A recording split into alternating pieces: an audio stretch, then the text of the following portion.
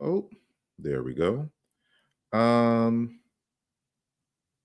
and I just realized I didn't even put myself in the show, so y'all probably didn't hear anything that I said at the beginning of the program. But just in case you did not, this is Brother Sarm Hotep with the Martin Delaney Center for Egyptology, and today is March the 17th, 2024, and right now I'm supposed to be doing a debate, but unfortunately, the opponent canceled at last minute for reasons not fully understood by myself, but we can talk about it here. And so this is an open forum. This is the Mbongi. You are all welcome.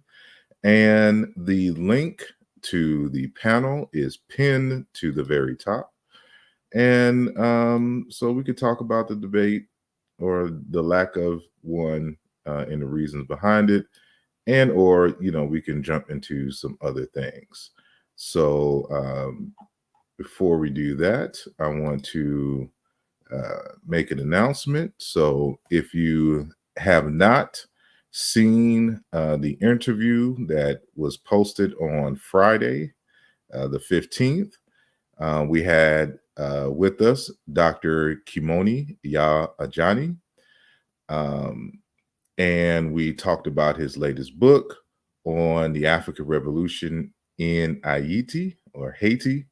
And his life, his research, and plans for the future and the like. And so he's a good brother that I want y'all to get more familiar with and to check out his writings. And so on this channel, it is the last interview. It should be like the last video right behind this one. And so check that out. And of course, I want to give a shout out to each and every one of you who have made yourselves known in the chat. So peace and blessings to Obam, who's in the building. Sister Ladosha Wright is in the building. Much love to you. Jehuti Heru Ra-Netter is in the building. Vayasa Nicola Gula is in the building. OG Gorilla is in the building. Sister Mika is in the building. Love and light to you. Brother Musoni is in the building all the way from Johannesburg, South Africa. Azania in the building. And we got Grown Man 773 in the building. And he says the Egyptians aren't black, they are Egyptian. Yeah. Teti Ursa Ma'at Rasa Neferu is in the building. We have Robert Conley in the building. Peace and love to you. Mr. Metro is in the building. And no, the debate is not still on. Again, the opponent, Gabriele Bada, if I'm saying his name correctly, when I mean last minute, it was like an hour or two before the debate was going to start. He bailed out. So yeah. So Garfield had to say what was necessary for him to say, but we all know like yeah, is I don't know. So I still didn't, I caught a glimpse because I went back to view the video, and so but I need to watch the whole thing. I haven't had the time to watch the whole thing. And Jehuti says, quit running people off. And love and light to DM in the building. Everything is in the building. And did I miss anyone? X__G is in the building. Love and light to you. Peace and blessings to Melissa. He says, hey, the video was removed when Garfield with the wine guy and others. He called your book a joke and Garfield just laughed. Of course he would. And he would have had the opportunity to demonstrate how it would be live. But we all know that when it comes to, people can say what they want, but when it comes time to actually demonstrating the facts, that's where we see where the rubber meets the road. Peace and blessings to 42 tribes in the building. He's back to his old name. I forgot what name you had the last time, but everything is everything says Asar is a boogeyman. It seems like it, because every single time everybody has a lot of smack to talk, then I'd be like, okay, well, let's have the conversation. Let's do it live.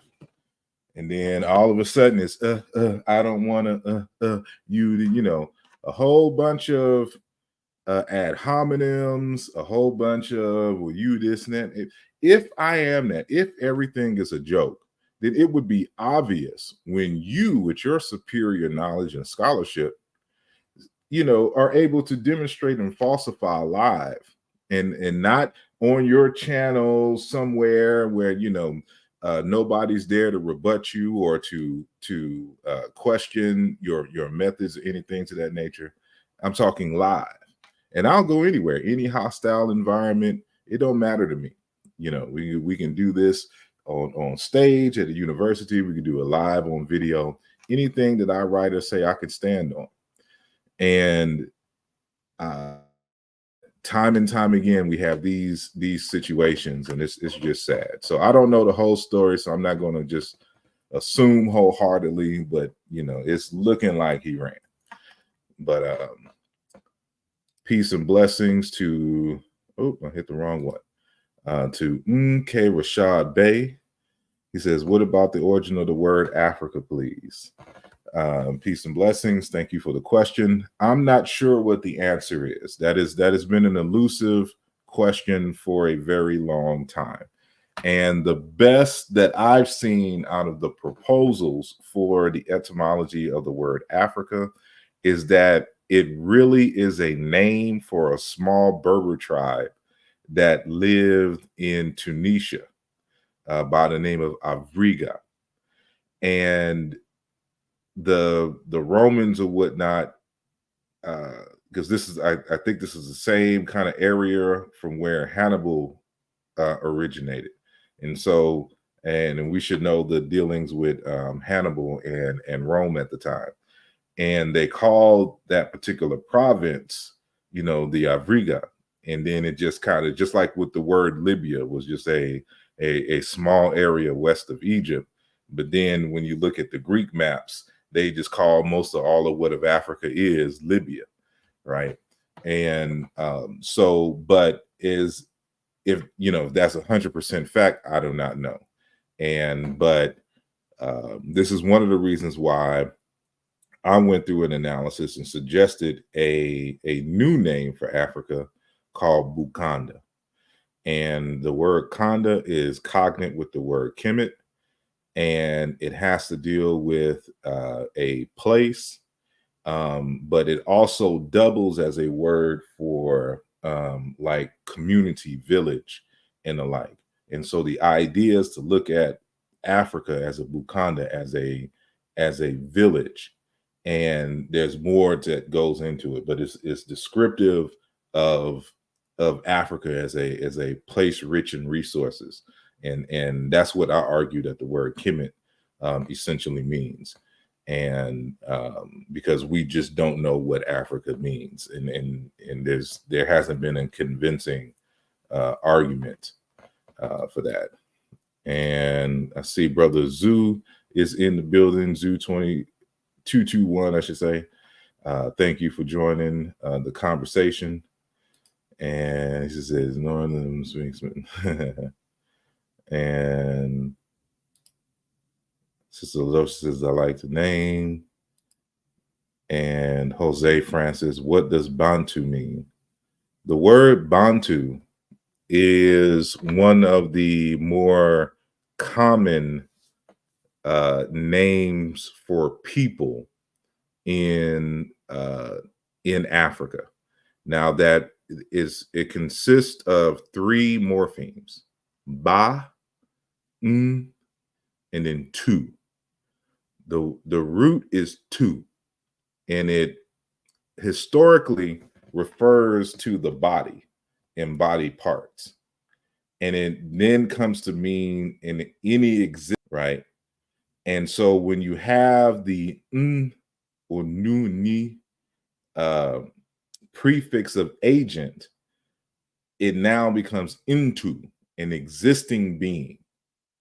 And so when you want to say a human being, you put a different prefix, you put mu in front of it. So muntu, muntu, a human being. But when you want to say people, human beings in the plural, you use the plural prefix ba. So Bantu, the people, right? And other languages, like in Southern Africa, they'll say variants like Abantu, right? They have a prefix in front of it. And but this word untu or tu is all over Africa. And so among the Igbo is Ndu. They just use the word to mean life. In Wolof is Nitu, meaning man. And that same Nitu is in Sumerian. And that word Bantu is in various ways in the Egyptian language itself. Now, most people won't recognize it because we use Egyptology speak, but that's actually, that breakdown is in my slides for the debate. And so, but that's essentially what Bantu means. It's just a word for people. And Wilhelm von Bleek is the one who coined that term when he was studying the languages in Central and Southern Africa. And they noticed that all of these languages appear to be related to each other. And one of the common features besides their noun classes is the presence of this word into or Bantu. And so he chose that word to refer to the languages in Central and in Southern Africa. So that's why we call them the Bantu languages. It is based on von Bleek, but that's not necessarily what the people within themselves would call the language. And exactly, and Brother Zoo says Fulbe or Fulani Nedo. And in other languages, like there's Manhu, like the T is going hu, you know, variations of this exist all across. So all of the, you know, if we were to use that term, all of the essentially most of the languages in Africa, whether they're, you know, ancient Egyptian or Bantu languages, you know, using that criteria. But he says some good questions already. And he says, proof, evidence, peace and blessings to you. And thank you for your question. And thank you, Jose. I'm hoping I'm saying that right, Jose Francis, for your question. Again, thank you. And Brother Shakara, peace and love to you, all the way on the other side of the waters. And I see you in the back, Musoni. I'm gonna bring you on in just a second. And he says, and Shona is Hunmu. I don't know how to pronounce that. Maybe Brother Musoni will help me pronounce that correctly because I'm murdering that variant. But I'm sorry. There was a question I just skipped over. Hold on. Okay. So I'm going to add Brother Musoni. So peace and blessings to you. Good brother. Are you there?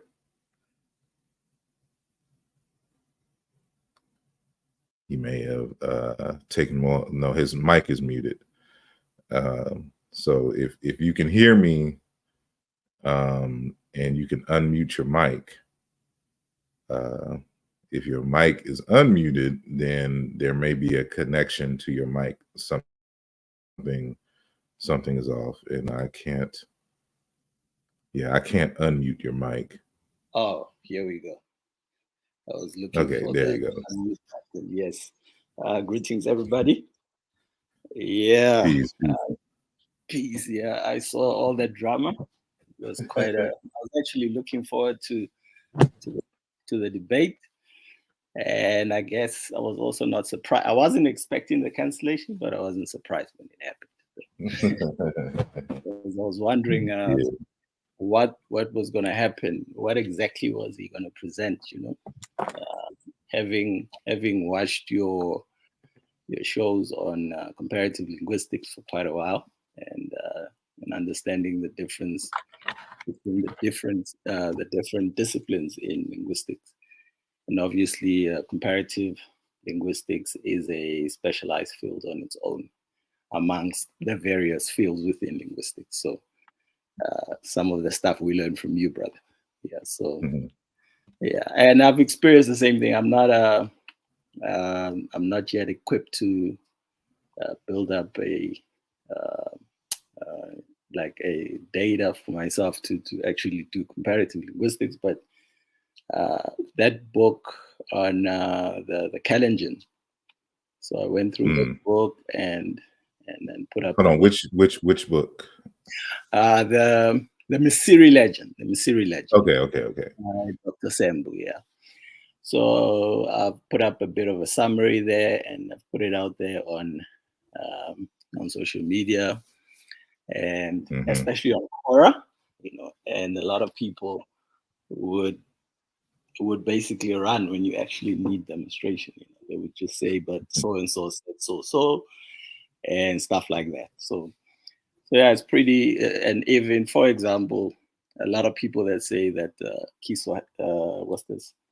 Arabic is related to ancient Egyptian, and one brother was saying that he demonstrated using various similar words, and I presented the same thing to him using Kiswahili and Arabic, and asking if Arabic is related to Arabic. Is it a Semitic language? Yeah. So yeah, that much did not surprise me. Yeah. But, or in relation to what was being discussed. Hold on. Before you ask your question, I want to get to proof evidence question, and then I'm gonna come right back to you. And so proof evidence asks, what's your take on Afroasiatic? My take on Afroasiatic is that it is not a valid linguistic categorizing construct for the languages which it purports belong to that phylum. And so you got to understand that Afroasiatic is a proposed phylum. And if we hold on, let me just do how would I look that up? Phyla Kingdom. Okay, so when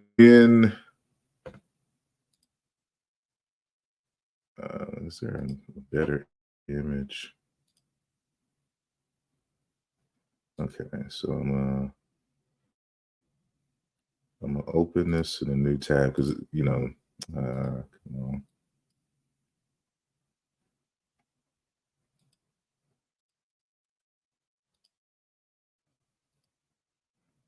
No, that image is too small. Let me try that image. That one sucks.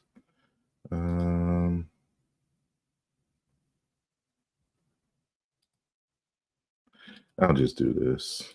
So let's go here, and I'm gonna save the image just on my desktop, and I'm going to go back into here, and go to brands, upload to the desktop. What did I? Yeah.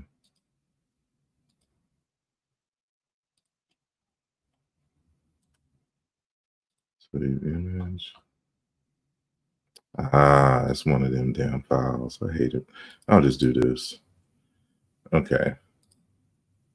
Because for some reason, StreamYard doesn't want to upload. See, you're back. And let me share my screen real quick. And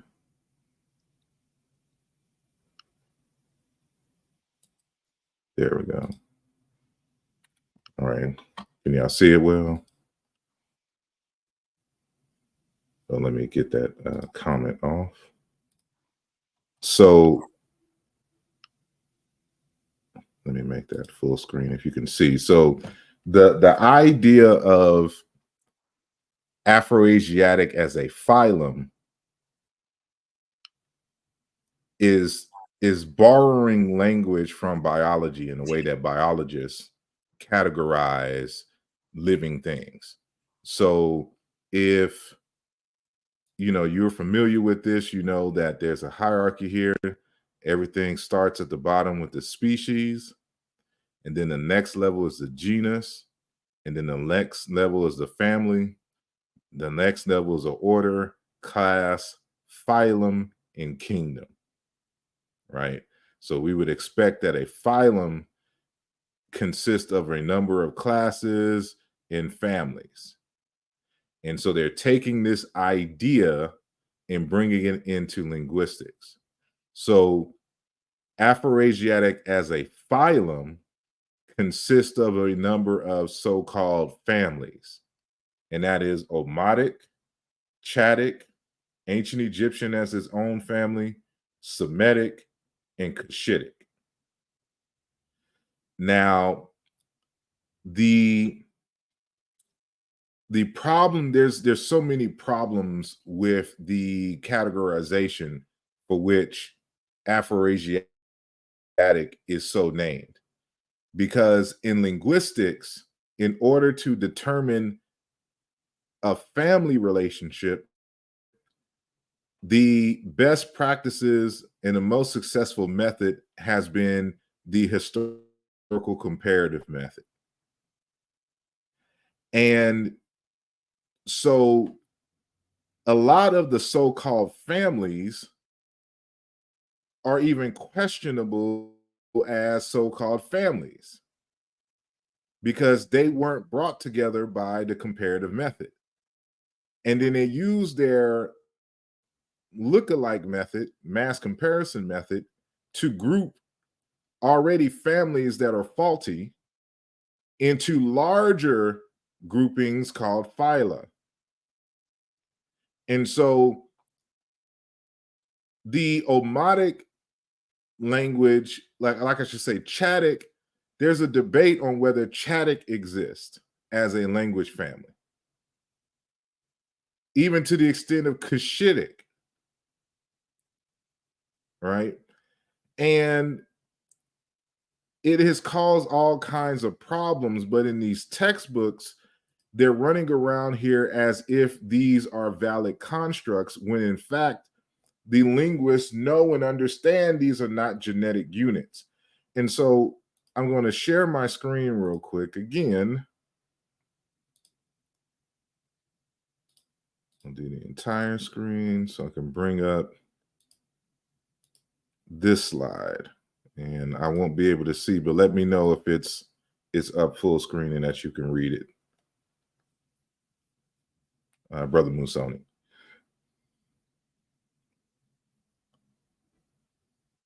I'm assuming your mic is the.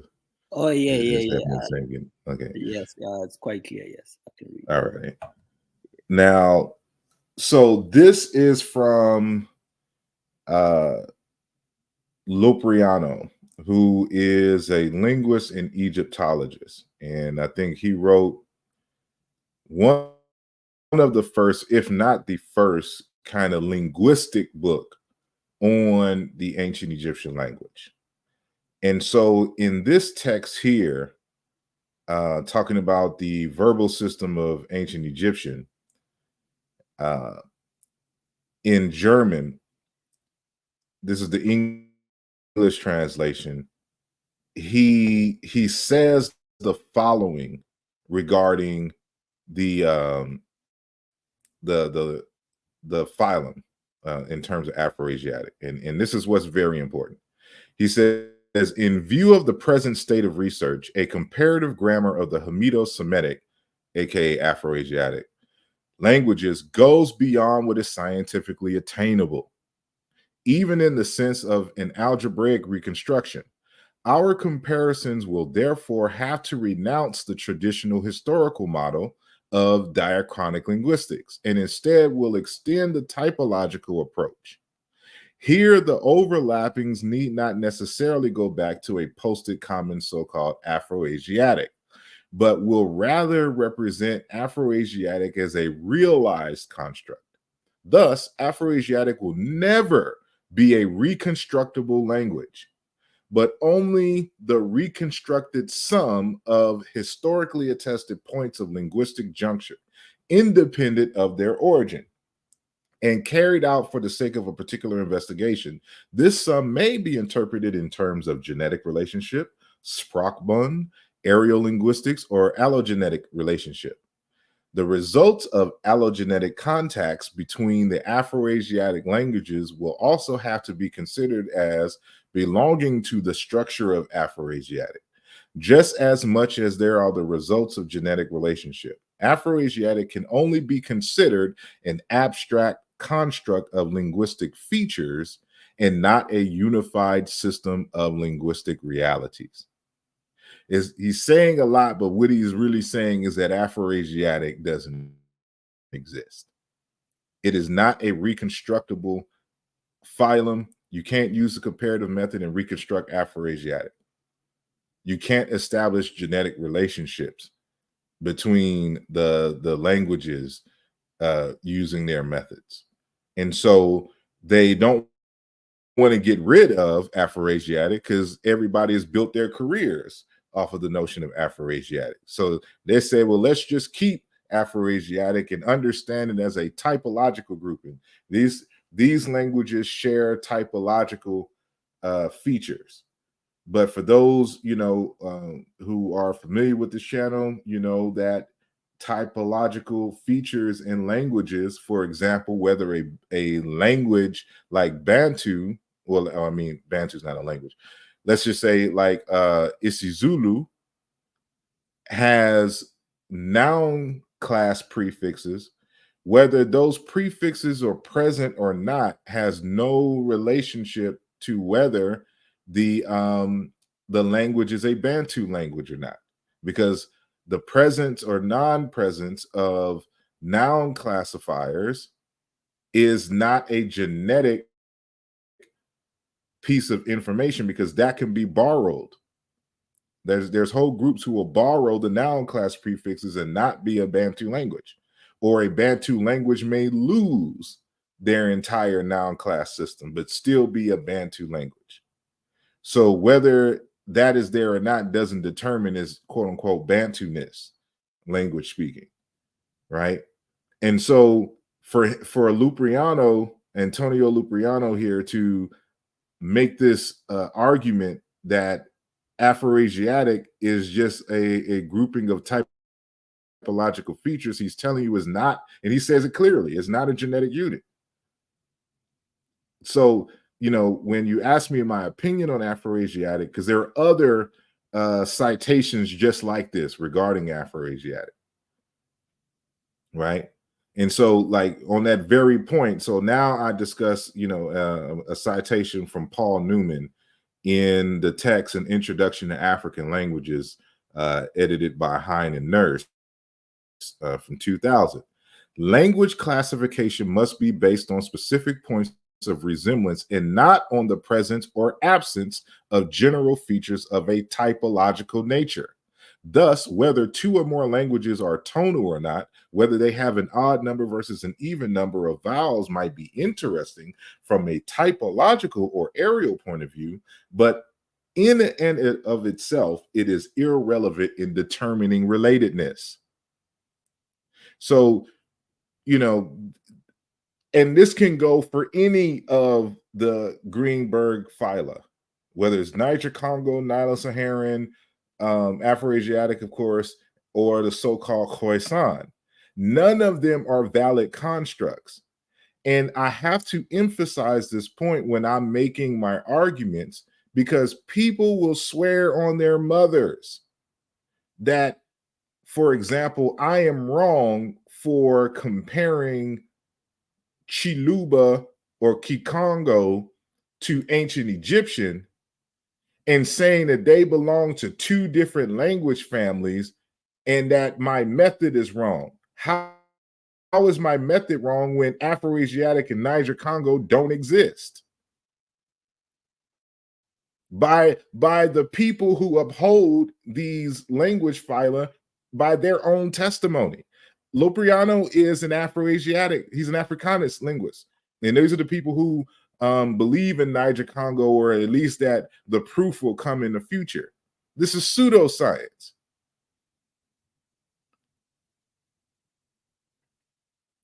And this is ironically my next slide. This is Dr. R.M.W. Dixon in his book, The Rise and Fall of Languages. When he's talking about Greenberg's methods that he tried to establish around the world, it said, for many linguists, such views pertaining to Greenberg's methods and his Eurasiatic superphylum fall more into the category of religious beliefs than scientifically testable hypotheses, about on par with the claims that all languages have the same underlying deep structure. Yeah, I would have to be in the linguistics to know what that it means. And the position of the stars at the moment of our birth determines our character. In other words, astrology. So let's repeat this sentence here. That Greenberg falls more into the category of religious beliefs than scientifically testable hypotheses. And Lopriano starts off the sentence. In view of the present state of research, a comparative grammar of the Hamido-Semitic languages goes beyond what is scientifically attainable. If we're not talking in an academic space, if we're not talking about something that is scientifically attainable, what are we talking? But people want to come at me and don't know this stuff because they don't read. This isn't their cup of tea. They don't know where these citations and stuff reside. And so I'll just get off that for a second so I can bring in our good brother Musoni in the building. Love and light. I'm sorry to interrupt. No problem. I enjoyed that. Yeah. So basically, you asked the question regarding the Muntu Bantu, the Shona version. I think it was Hunu. So it sounds similar to my language, which is Xitsonga, which is basically spoken in South Africa and Mozambique, the southern areas of Mozambique. So we say Munu when we refer to a person. It's Munu in singular. So I think the Shona with the H, I suppose it's also Unu. I can't confirm it exactly. Yeah. All right. So basically, okay, my question is a bit off topic regarding what's being discussed currently. However, I wanted to find out. I've been curious regarding the Medjay, because everybody says the Medjay were Nubians and all that. Do we have any evidence that they were Nubian, or are they Nubian because they were, for the European Egyptologists, they were undeniably black, or what? How did that conclusion come about?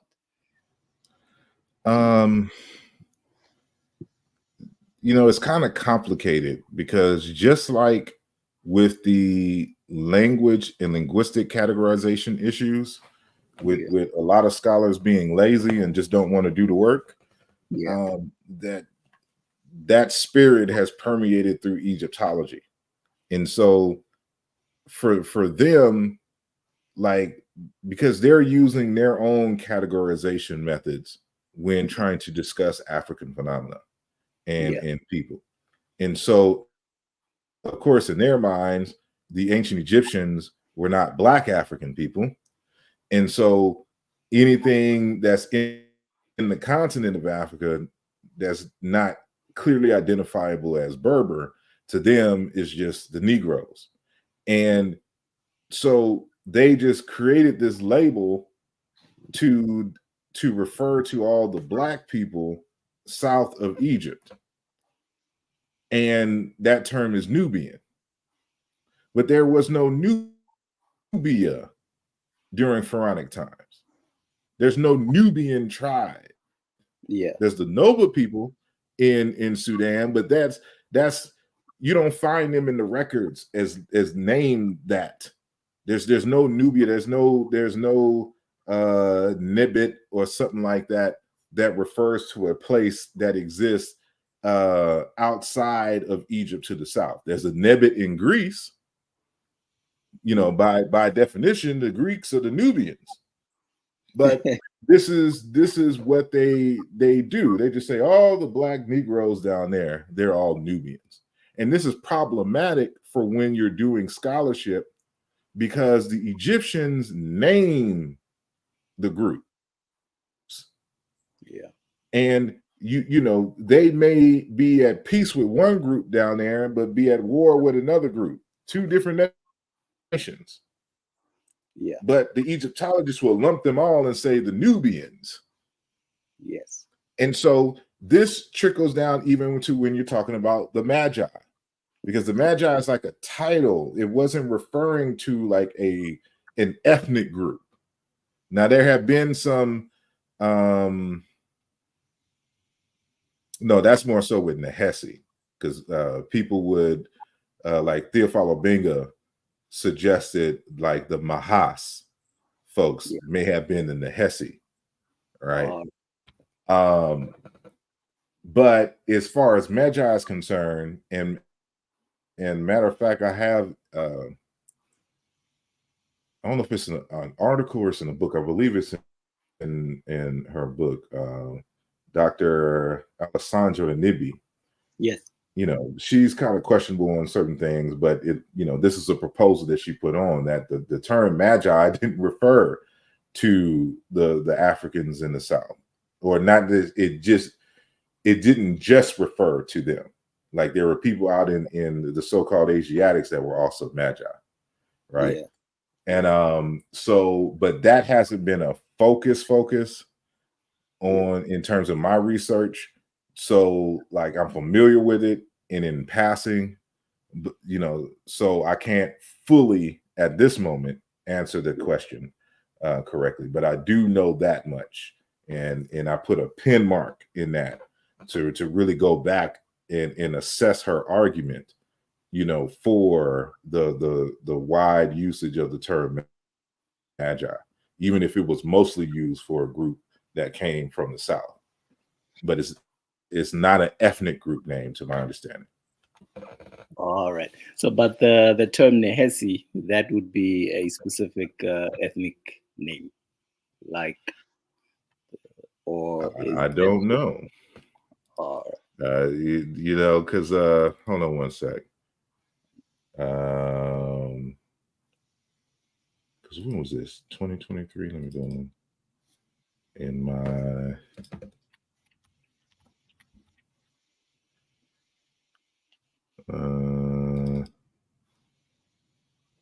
Right.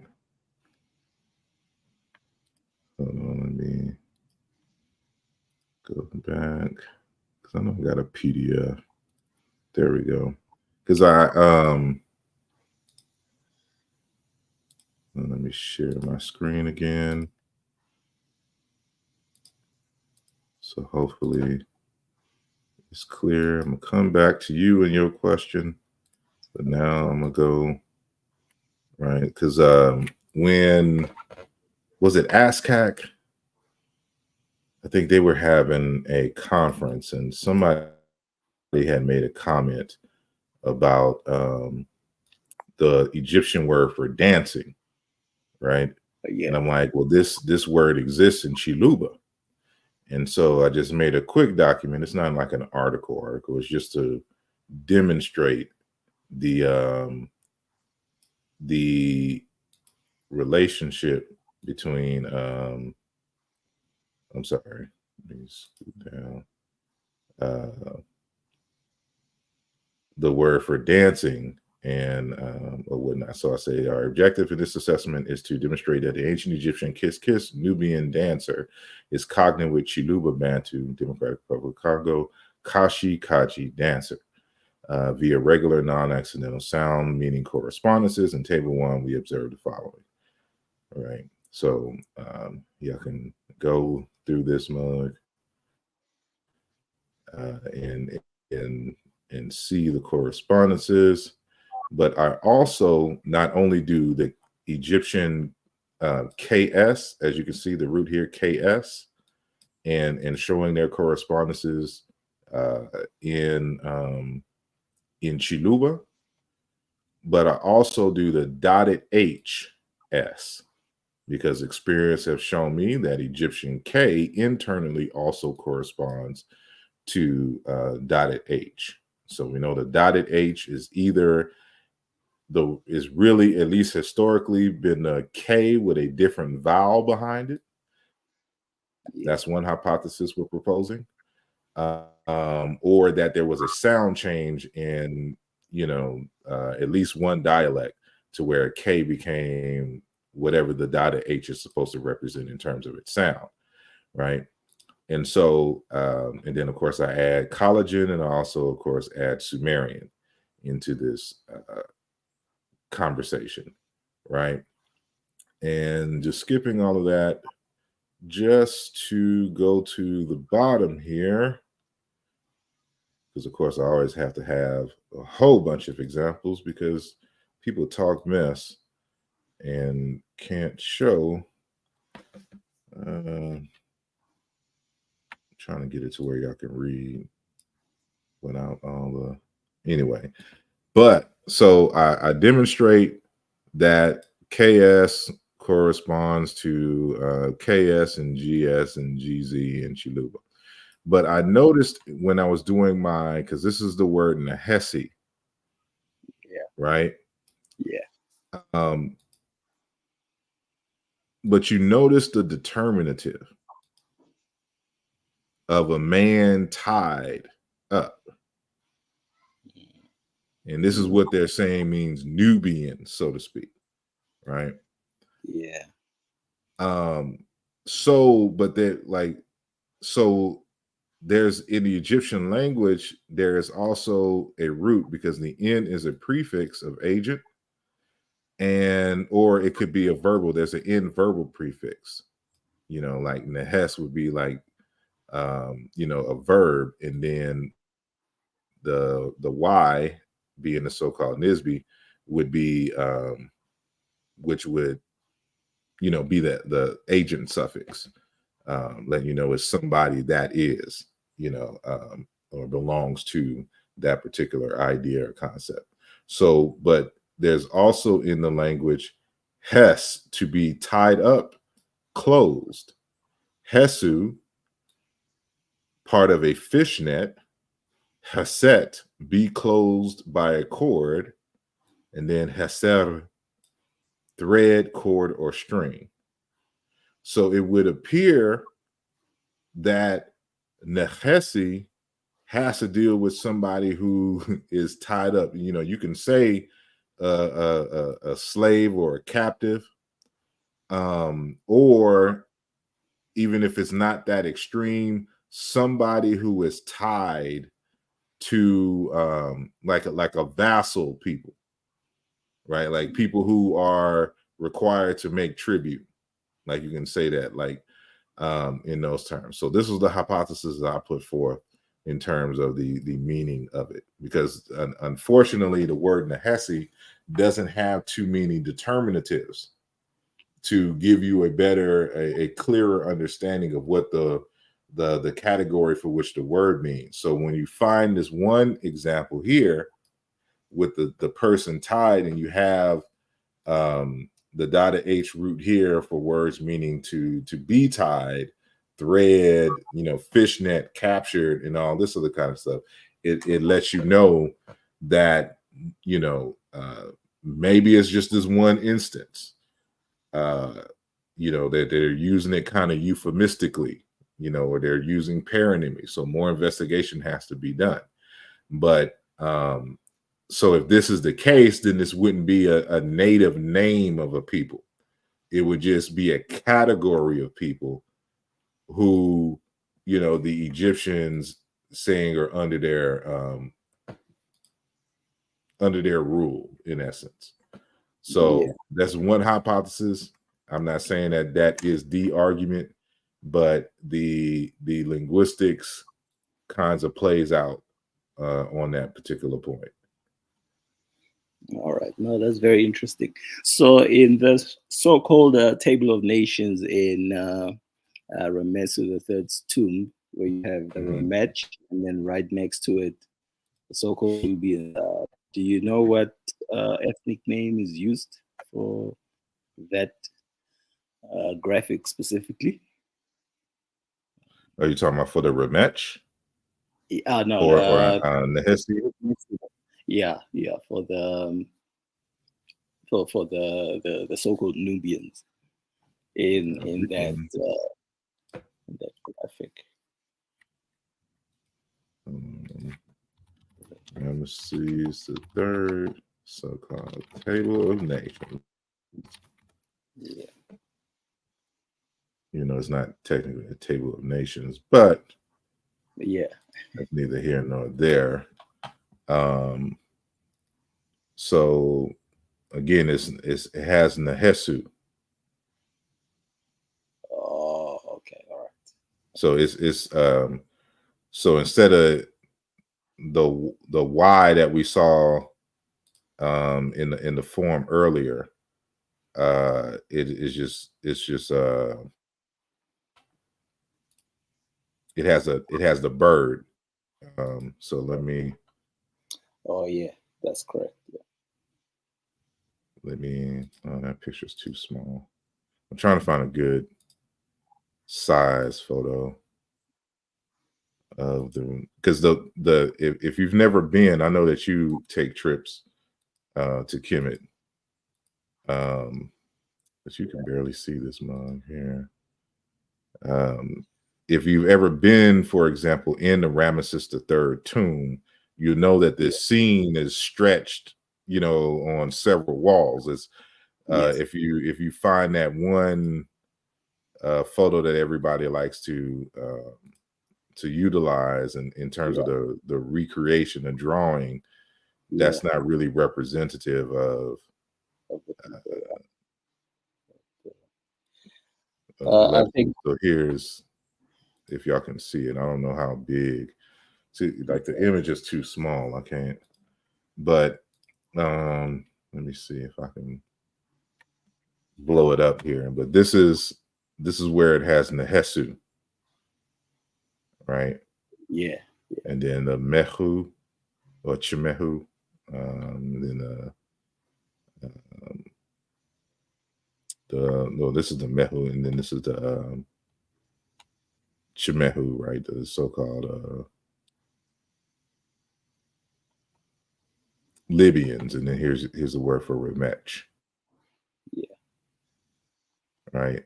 And see, the problem with using this scene is that this scene is duplicated in several other tombs, and they all use different looking folks.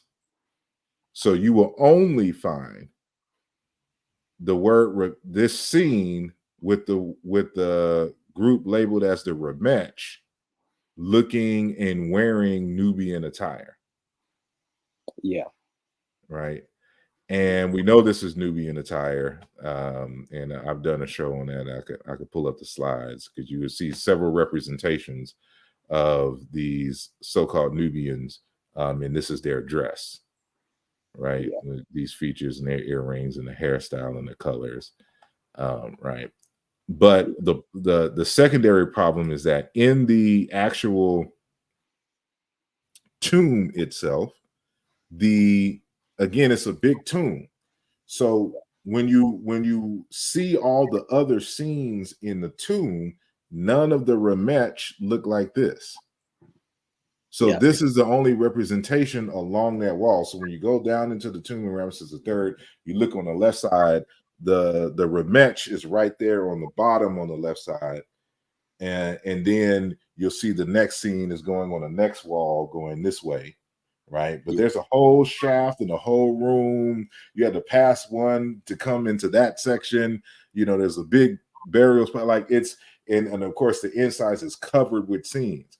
And so while this is an important representation, statistically wise, it's insignificant because for us to make this argument that this is the representation, not an representation of the ancient Egyptians, the representation, because that's what Diop did. He was using the definite article. This is the representation of the ancient Egyptians. You would need to have dozens upon dozens of more scenes just like this, and it just doesn't exist. Yeah. And so, you would have to use this in conjunction with some other evidence in like an artwork to kind of make a summary argument. But people are trying to use this scene and make it seem as if this was the standard, and all anybody has to do is take a photo in the tomb and then do this, and then take another photo, and you'll see Egyptians looking totally different way.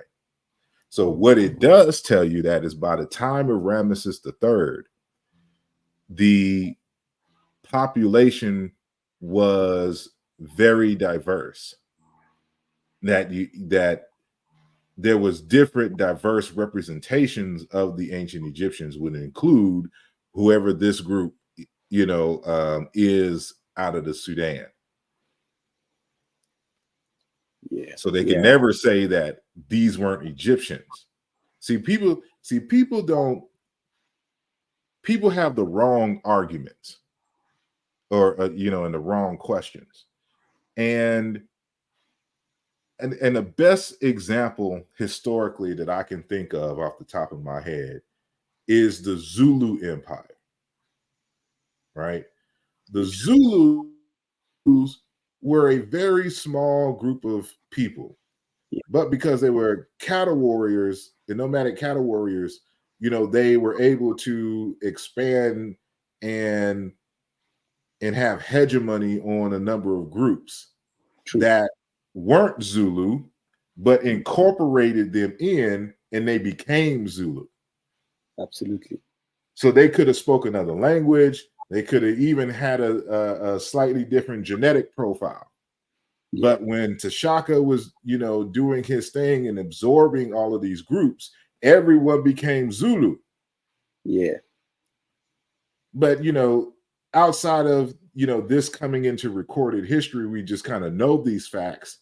You would be able to tell anyway by the nature of the different names of deities among the Zulu for God. And, like some group, they called deity one way and another, and they kept that, even though they are Zulu. And Zulu became the prime language, or isiZulu became the prime language. Right? Absolutely. And so the question is, when you're talking about who is the Egyptians, it's like asking, well, who is the Zulu?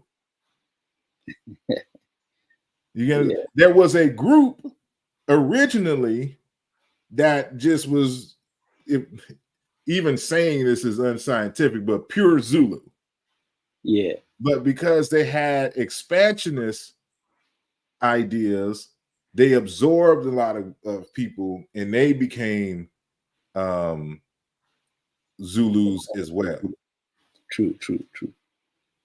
Yeah. And this is the same thing in ancient Egypt. There was some group that, I don't think it'll be even possible to identify, not because there's nothing in the DNA records, for example, that would tell you that these were the original Egyptians. You can prove that definitively.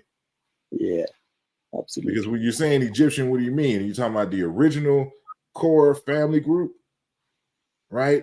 And who's to say that they weren't even mixed by the time they came and united the two lands? Yeah. Of other groups. And see, it's kind of harder amongst the Zulus because even still, most of the people kind of have a general look that we can kind of lump together, even though y'all may notice certain differences that an outsider like me would know. Yeah. Right. Yeah. Because of course you have, people of Khoi and San heritage that has also been absorbed in that. Like, people don't know there's, like, when the Ngunis were traveling down into Southern Africa, they absorbed so-called quote unquote Cushitic speakers into the mix, but who've adopted the Bantu languages. It moved down. So you have a whole totally different group that's also moving down with them. True. So it just complicates things more. Yeah. And I think when you when you say that, you remind me, a friend of mine, she's Zulu. So she's very dark skinned. She's got that that East African dark tone, dark skin tone. And she says, people in her neighborhood would say, "Are you sure you're Zulu?" Exactly. Because her look, I think it's not just her skin tone, it's also her features. She's got a bit more of your Sudanic features. So she's used to it by now. People would ask her, "Are you sure you're Zulu?" Because Zulus are supposed to be a bit light-skinned in general. And when you speak of the diversity of the Zulu nation, it's quite interesting. The setup within the Zulu kingdom today, it's still it's still basically broken down into the different. So for example, you have the Mkwanazi clan that was absorbed into the Zulu nation, and they still have their own chief, who's called Chief Mtubatuba. He reports to the Zulu king. So you have the Mtetwa clans, who have their own chief or their own Duna, who then reports to the Zulu king in that type of organogram. So, but the general Zulu person does not recognize the differences as you would explain them. They just say, "I'm Zulu," because they are that proud. So, but even when you go outside of the Zulu nation within South Africa, there is a general idea that people in the northern parts, like the Venda people and the Tsonga people, my people, they generally expected to be darker skinned than, say, your Zulu people, your Xhosa people. And they would have a more of a structure build that's also different. They are a bit bigger, taller, and more broad and whatnot. Whereas your Tswana people, when you move towards the northwest, you have your Tswana people. They're quite indistinguishable from what you call a Khoi person and whatnot. And they'll be quite light skinned and shorter than the group of people that be coming from the northern part. But everybody understands them as South African, even though the diversity is quite visible to us, as you say, as the locals. We can tell if one person is not from or belongs to a certain clan. In general, of course. And sometimes people would say, "Are you sure you're Venda?" Because they expect you to be dark, and now you come out light skinned and whatnot. So yeah, like it was a perfect example of like, for me, I'm thinking that he has kind of that Nilotic pastoralist origin. And that is, I forgot his name. Was it Henry or the one who played Tashaka Zulu in the famous movie? Oh yeah. True. Like his build is just like, people you find like amongst the Maasai and others. And so I'm wondering if he had that that history. Oh, Henry Taylor, yeah. I think it's possible. I don't know. I was reading one of these papers on the invention of the Khoisan, and when they do the affinity in terms of anthropology, they do state that the Zulu people have affinity with your East Africans somehow when they did some of the studies. So I think it's quite possible. Yeah, even though Zulu people don't really talk about history that far, they just say we're Zulu, and we're proud, and we from here, and when you even use the term Muntu or Bantu, and sometimes they like to, well, I just take it as a joke, but when when they find out you're not Zulu, they say, "Oh, so you are not a Muntu." So they would consider themselves the Muntu, yeah, or the Bantu. So yeah, it's quite interesting, and also regarding, as we're speaking about skin color and the ancient Egyptians, I think it's a discussion you've ever since you opened it up with the one presentation. You even had it in your last open forum. When I remember growing up, the elders would tell me about my great grandfather on basically my father's mother's father, something like that. So, and they would say that he was a Mlungu. They say he was light, he was a Mlungu. So in my imagination, I kind of pictured him as a white man or perhaps maybe a mixed person. Up until I saw the picture. So when I saw the picture, I was actually quite surprised to see what I saw. I'm like, but this guy's black. But the elders considered him a white person or something. Yeah. Perhaps at a later stage or whatnot, I can share his picture just to show an example of what the kind of stuff that people when you interpret the term white man or a white person, it might not be the same interpretation. Yeah. I want to get to this, and I'm gonna bring our guest, our added guest, Yuri, if I'm saying that. I know I'm not saying it right, but Yuri, I'm gonna unmute you. Your mic was loud when you came in, so. But DM asked, or it makes a statement. I always wondered whether there's a relation between Anki, the Sumerian creator, and Ankai, Maasai creator, which is Ngai in Kikuyu. And that has been proposed before. I forget, I at least remember two scholars. But I do know, because like the word, I believe in Kai is like a word for earth, I believe. But the is supposed to be a feminine marker, a feminine prefix marker in Maasai. But Anki is supposed to be the combination of two words, heaven, an, and then ki, meaning earth. So it's in essence, the name of the deity is the universe, right? What's on earth and what's not on earth, basically.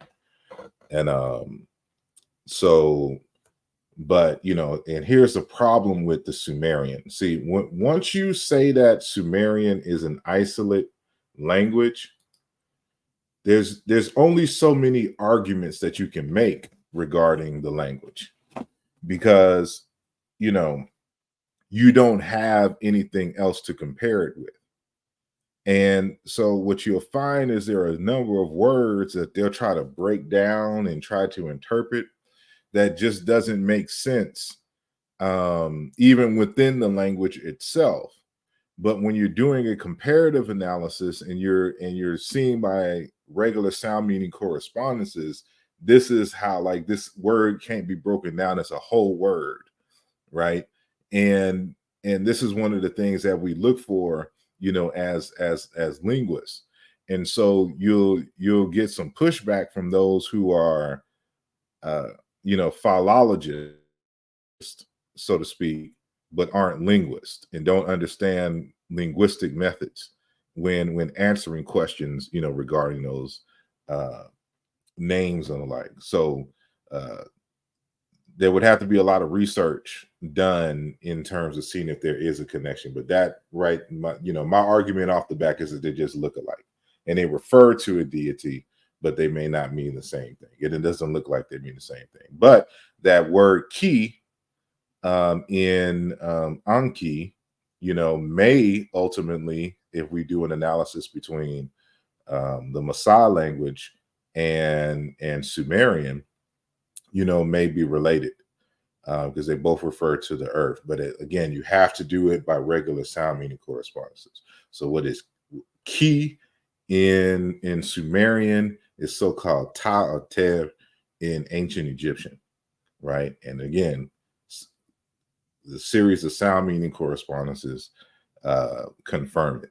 And so the key in Anki is missing the liquid consonant in the second consonant position of the word key, which is found in the more normal form of the word, which is actually kur, which means land, country, but also mountains and foreigner in the Sumerian language.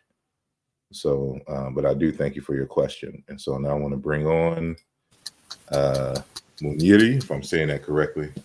Your mic is unmuted. Yeah, it's Muniri or Moniere. It's okay. Mine is just to greet you all, to convey my support to you guys. Greetings, Brother Musoni. It's interesting when you said. Greetings, brother. Interesting when Musoni you said that sometimes you ask people, so you are not a Muntu or something like that. Because I'm from the Kikuyu tribe. I'm the DM guy who answered the question about the Enki. Okay. Yeah, so we also say that in the Kikuyu. So we have a term for collective for us. We say Mondo Anyomba, like people of the house, of this one house. So if you are not a Kikuyu, we also ask you, so you're not of the house. You're not Mondo Anyomba. You're not a person of the house. So it's just interesting how these things are. So my question was to you, sir. There's a book that you usually recommend on most of your lives. I've forgotten the name of the book, but it's surely about how to know that languages are related. To know whether languages are related or something like that. Well, there's several books that you can get. Hold on one second. Let me see what I got around me.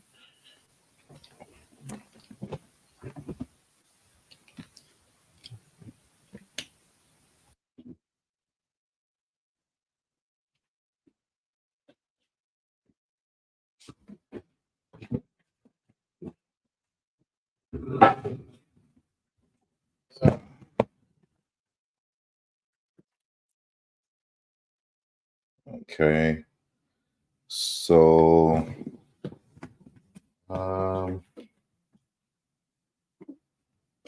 this isn't, but this is an important book that, of course, would have been brought up in the debate that never happened. Comparative lexical study of Sumerian and Intu and Bantu. The late Reverend Willibard, that's how you pronounce it, Wagner, or Wanger, probably Wanger. I've never heard anyone actually say the name, but so yeah, I'm one of the rare, and this is how old the book is. It's not even together no more. I got to figure out. I probably have to redo the book in terms of taking each page out and just doing a different cover and seal on it. But this one doesn't deal with relations per se, but just kind of the study of African languages, African voices, and introduction to the languages and linguistics of Africa. So I don't know if that's that it. Now, if you're doing linguistics, you know, like everyone always has to have this book in their arsenal. And this light is making it bright. This is the Principles of Historical Linguistics, the second edition. So if you get it, make sure you get the second edition by Hans Henrik Hawk. Right. So when you're doing linguistics and you're thinking about how to, like, some of the ins and outs, some of the nuances that aren't necessarily, it may or may not be taught in a course, you know, you always have this particular text. Ironically, you can learn a lot even from this book, Black Sumer. Okay, the African Origins of Civilization, Hermel Hermstein. And I saw Brother Musoni, you had a photo earlier of this book. But then there is some stuff I keep on ebook.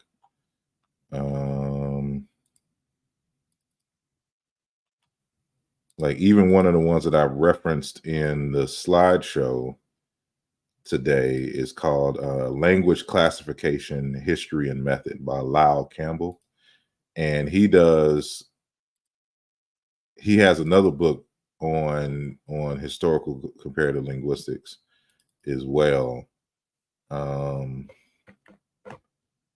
And this is, let me get that one. And I think this one's in the third edition. Yeah. So if you're wanting to learn linguistics, this is, you know, what I teach from. These two books here. So this is the Historical Linguistics, Lyle Campbell, an introduction. So this is good because it teaches you the step-by-step going through the process of historical comparative linguistics. And then, of course, there is this work here, language classification, history, and method. So it's along the same lines as the other texts, but it deals with some other issues. And I think this one came out later than the other one. And so I'll stop sharing there. And then, of course, if you want to, might have bring, oh no,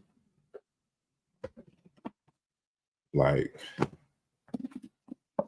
I teach for the class as well. I teach from this 101 Problems and Solutions in Historical Linguistics. So, you know, this actually is just workbook, and it gives you the answers and stuff like this, but I encourage you to actually go through and do it. But it, you know, all the things that you're going to deal with: sound change, phonological reconstruction, internal reconstruction, subgrouping, genetic relationships, and the like. This is one that I teach from. And if you want to learn about deep learning and you know, large language models, and what else? Building neural networks is Nothing But Math, but an introduction to statistical learning, right? And so I'll be working on tonight. I got a neural network to build and train some data. But, you know, computer science is just linguistics. It really is. It's linguistics applied to electrical engineering, right? And then you can get like works I mean, you would have to be advanced for something like this, but Samito Hamidit Vetskriv for A.B. Dokopolsky and H. Jungrith Meyer. I don't know how you say that right. So you got to get those particular texts that have these edited works, and they get some insight into the languages. But these are all Africanists, so Christopher Aird and all in. And then like here's the big boy. So like when someone had asked about the Afroasiatic earlier, like this is the latest text. This came out in 2023 in the fall, titled Ancient Egyptian and Afroasiatic, Rethinking the Origins. And so the whole point of this text is to analyze arguments for and against. So, all of the chapters don't agree with each other. For the relationship and the placement of ancient Egyptian in Afroasiatic. Now, you heard what I read earlier and why that's problematic. And then you're asking a deeper question, well, how does ancient Egyptian fit into this when Afroasiatic is not a genetic unit? I don't know why they continue along these particular lines. But I really want to, one of the ones that I highlight here, is this one of testing the hypothesis. Restructured Afroasiatic. It may be right before that. So this particular, I guess I could just go to the damn table of contents because that's what normal people would do. Chapter, nope, should be chapter 10. Yeah, it's just at 279. Right. So the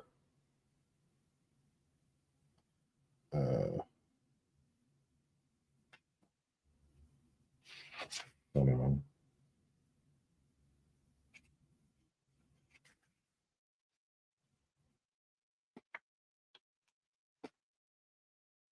Is this based on his?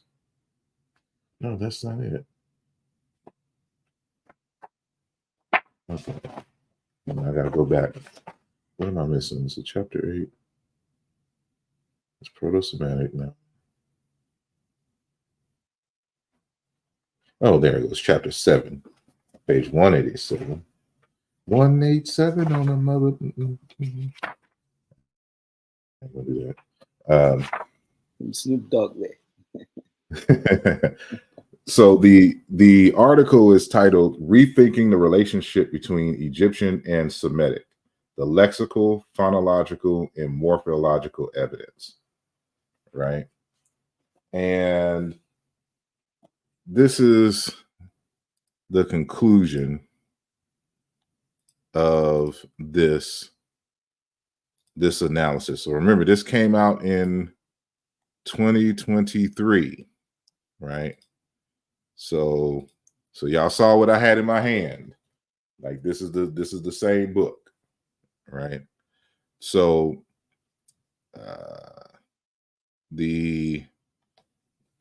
what is his name?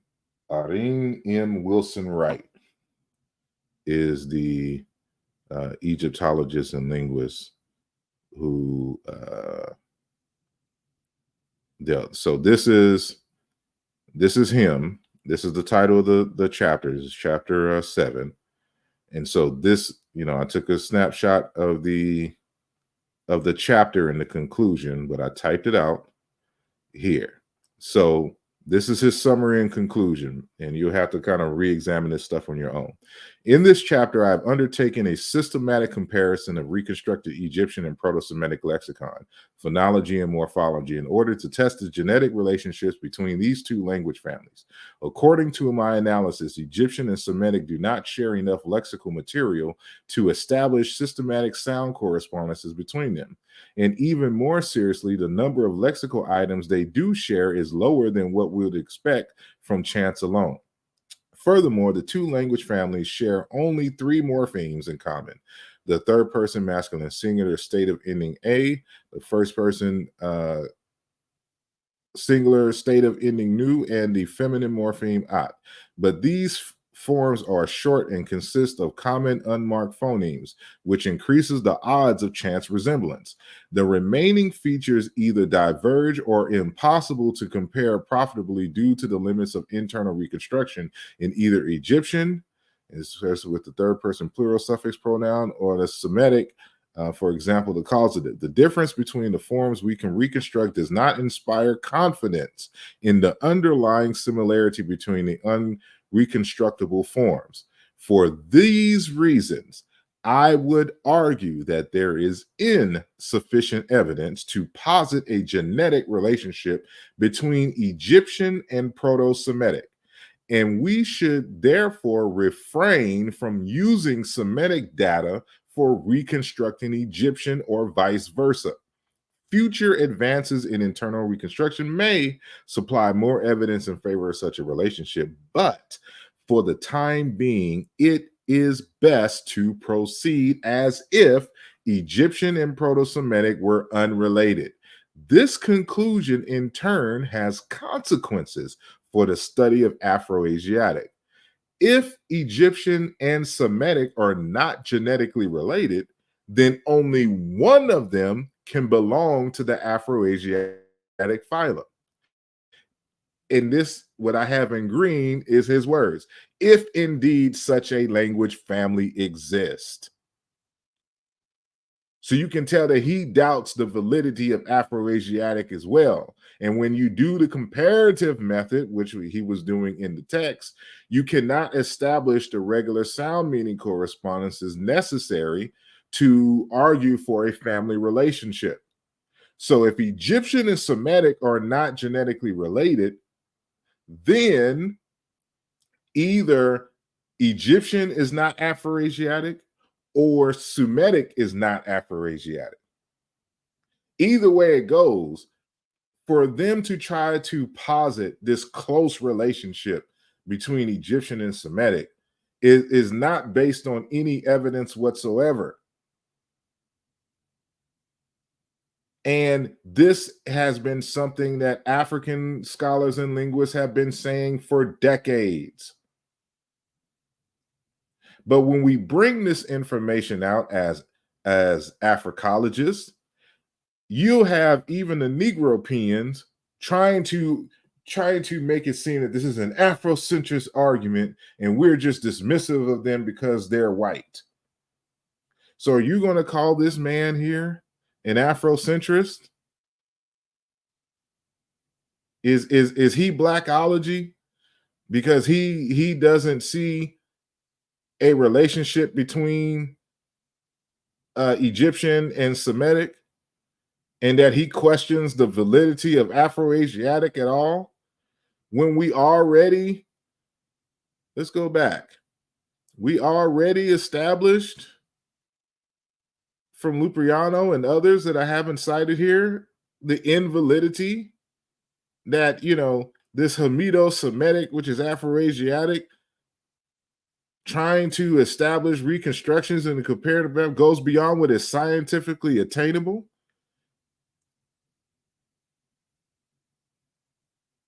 See, this is why, you know, you have to have those who are up on the scholarship, but not only just up on the scholarship, but knows how to evaluate the scholarship. And that's the problem with a lot of us in this community. We like to make arguments, but we don't know how to evaluate claims. And so you have to be as proficient as the scholar who's typing so that you can know how to properly gauge the scholarship. And too many times this is not the case. I know I probably went off on a tangent. And I'm sorry, go ahead. The historian John Henry Clark would had a term for such white people. He would call them white radicals, the ones who deviated from the mainstream Eurocentric point of view, and who objectively looked at history without whitewashing it. Indeed.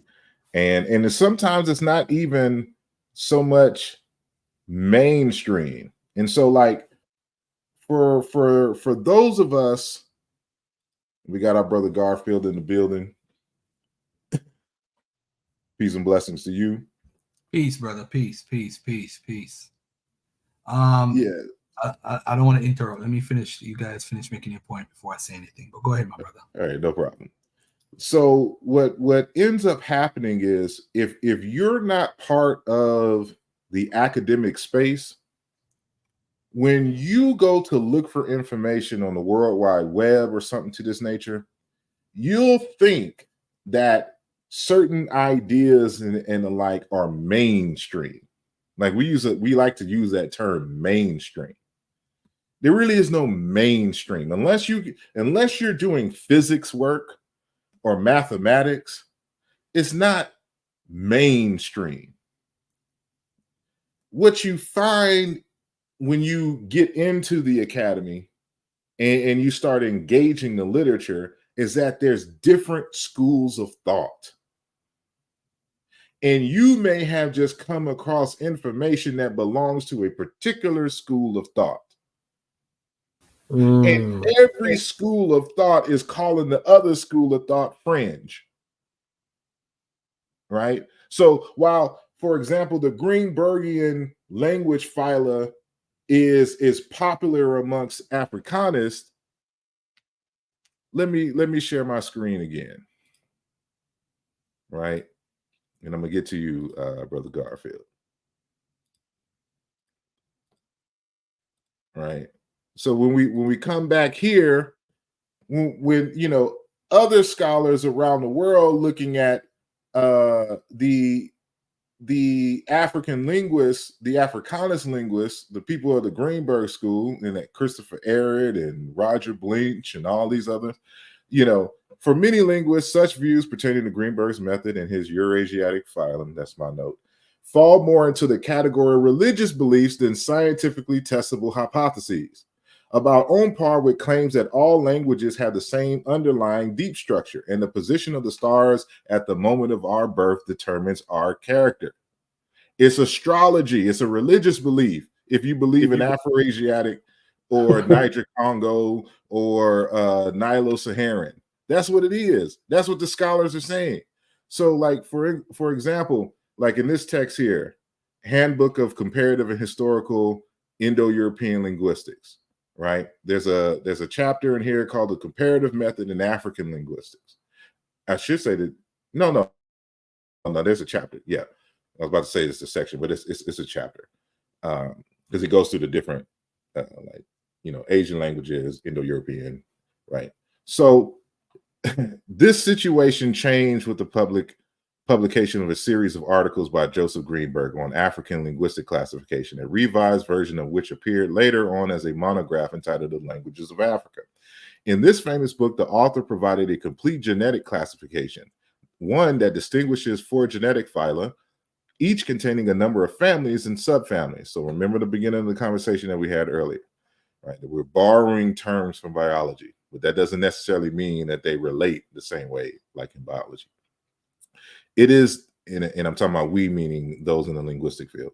It is this taxonomy that in subsequent years was used most frequently by other scholars as a point of departure for new attempts at classifying African languages, African language groups. However, although Greenberg made exclusive use of quote-unquote genetic linguistic criteria, and in spite of the enormous impact of his investigation on follow-up studies, his classification was not based on a comparative method, but on the approach that Greenberg himself had called mass comparison, and that other scholars refer to as the method of resemblance. For a harsh critique of the method, see fodder. In fact, systematic application of the comparative method has been relatively rare to this day in African linguistics, and as will be shown in this section, right? So he's telling you here that, you know, when you hear me talking about the use of the comparative method, this is the standard across the world when analyzing languages. But for some reason, people in the Greenberg school of thought, let's do something else. And then then you have people who are not in the field trying to make arguments based on this stuff, and then try to tell you that what you're saying is wrong. And they don't know this information. Matter of fact, let's skip down. Let's go back to, here we go, to this is the same person who wrote this text here, R.M.W. Dixon, The Rise and Fall of Languages. All right, so he teamed up with Alexandra Achenwald, and it's a text called Aerial Diffusion and Genetic Inheritance, Problems in Comparative Linguistics, right? So let me skip down.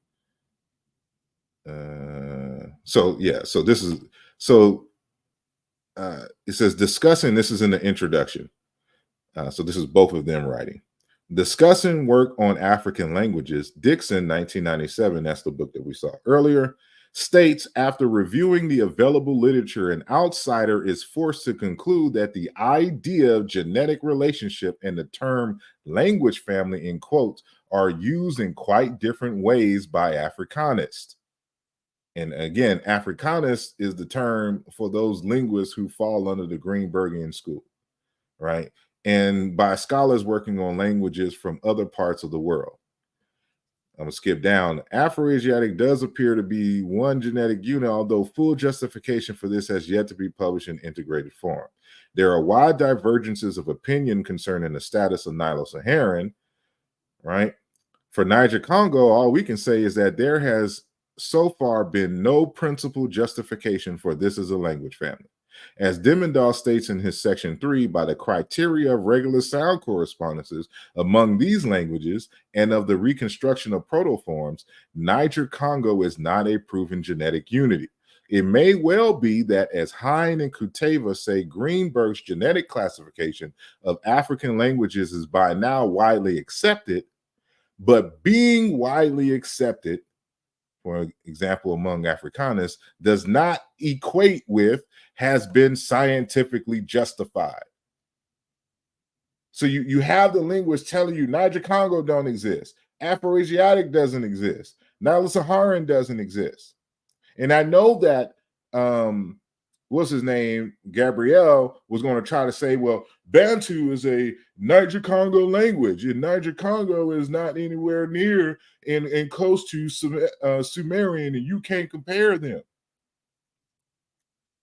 You hear that for 20 years, but these are, of course, from people who don't know how to do the comparative method and understand how that works in determining genetic relationship. Just because you teach Sumerian doesn't mean that you are competent enough to have this discussion, for example.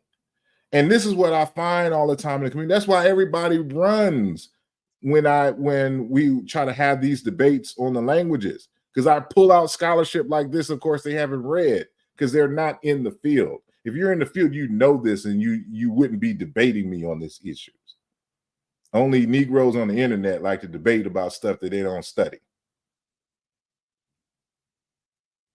But that's all I'm going to say about that. Peace and blessings, Brother Garfield, if you're still there.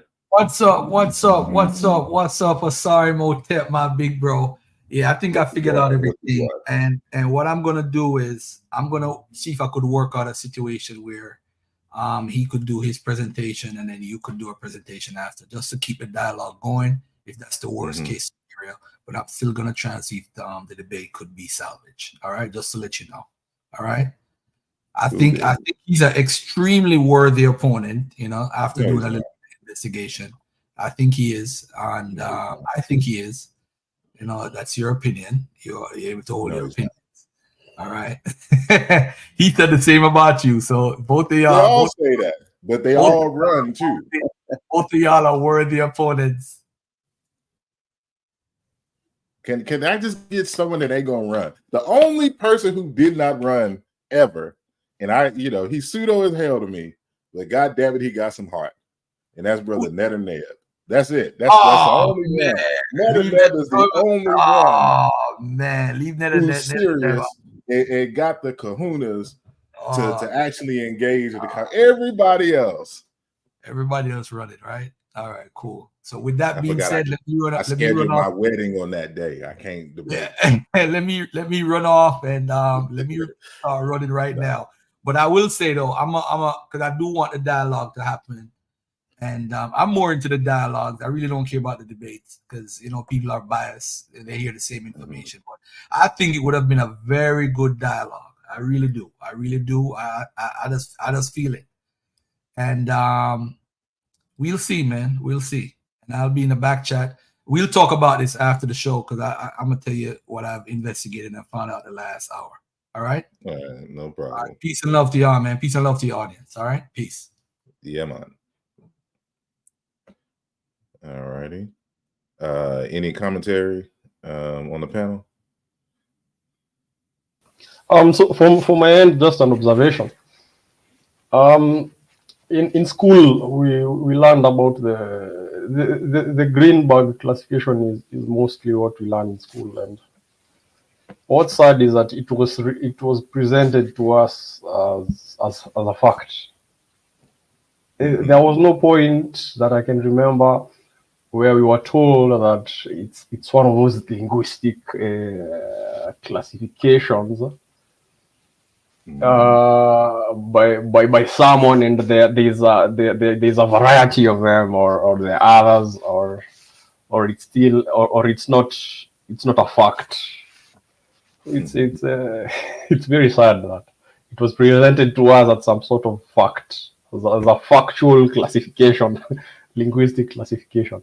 No, but that's why, like, they'll look at Mboli's work and think, it's out there, but that's only because they're so used to reading, Africanist literature like this, where they don't do the comparative method like that. And the comparative method is the standard. This is how you can tell if a language is related or not. And so they use, like, I always tell this. I submitted an article to a journal, a linguistic journal, an Egyptology journal, and in it was some comparisons, of course, between Bantu and ancient Egyptian. And one of the reviewers, rejected the work because when he looked at my comparisons, he said that the words didn't look alike. And I'm like, are you serious? The words didn't look alike? That's what we try to avoid in historical comparative linguistics. Matter of fact, the more they don't look alike, but you can clearly show that they're repeated sound meaning correspondences between the lexemes, the stronger the argument for there being a genetic relationship. That's how this is done. And then one of them had the nerve to be like, you should use that you should use the Chadic languages. Why is that problematic for, because they're under the guise of, Egyptian belongs to Afroasiatic. But if in the same book here, now, if you go to the very last chapter, the last chapter is In Pascal's and Boulay's Footsteps, Measuring the Mathematical Probability of Genetic Kinship Between Language Families, with a note on Chadic, right? So the statement of the purpose. So this is from Leo Depute. He's a major scholar in Afroasiatic linguistics, right? So this isn't a Rudy Poot. This isn't somebody we just randomly found on YouTube to do a debate. This is somebody who's major, for those who know. The main design of the present chapter, on occasion more reflections than a research paper, is to analyze in rigorously mathematical fashion the probability that Egyptian and Semitic are genetically related. or derived from a single language spoken many thousands of years ago. It can be demonstrated, I believe. Remember, the Greenbergians folks it's a religious belief. It's not a scientific or scientifically attainable fact. So that's why he got to say, I believe it can be demonstrated, I believe, that the force of compound probability is such by any conceivable numerical analysis that the chance of Egyptian and Semitic not being related is so very, very small. So remember, I said in this text, there's contradictory arguments, because this text is the result of a symposium that happened a number of years ago. So they just now in 2023 compiled the papers from that proceeding, right? So that's why you make statements. Genetic relationship between Egyptian and Semitic is widely, if not universally, accepted. Remember the statement: just because something is widely popular or accepted doesn't mean it's been scientifically justified, right? I'm just going to skip down. A subsidiary aim of the present contribution is making just one more attempt at putting to rest, once and for all, the hypothesis that there is any evidence. He said any evidence. I would have bolded that right there. Any evidence at all that shows that Chadic is Afroasiatic. Strangely, everyone now seems to believe that there is such evidence, whereas up to about 40 to 50 years ago, no one did. What happened? And then he goes on, to make his arguments. So if you in your, and I'm talking as one of the reviewers for the journal article, you're telling me to use Chadic because you believe Chadic is an Afroasiatic language, when in the field of African linguistics, there's two debates going on. One, if Chadic is even a language family, and then there's the second debate in which he's talking about, which is why he says a subsidiary aim of this present contribution is making just one more attempt at putting to rest once and for all the hypothesis that there is any evidence at all that shows that Chadic is Afroasiatic. So if Chadic isn't Afroasiatic, why would you recommend that I use an unrelated language? But you're dismissing the actual, what I can show you on paper in terms of the regular sound meaning correspondences between Bantu and ancient Egyptian.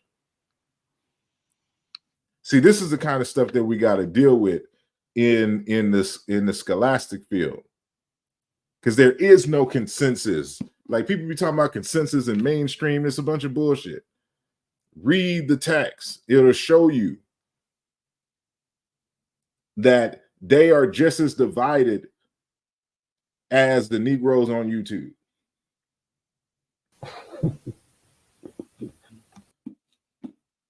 That's why I always say demonstration beats conversation.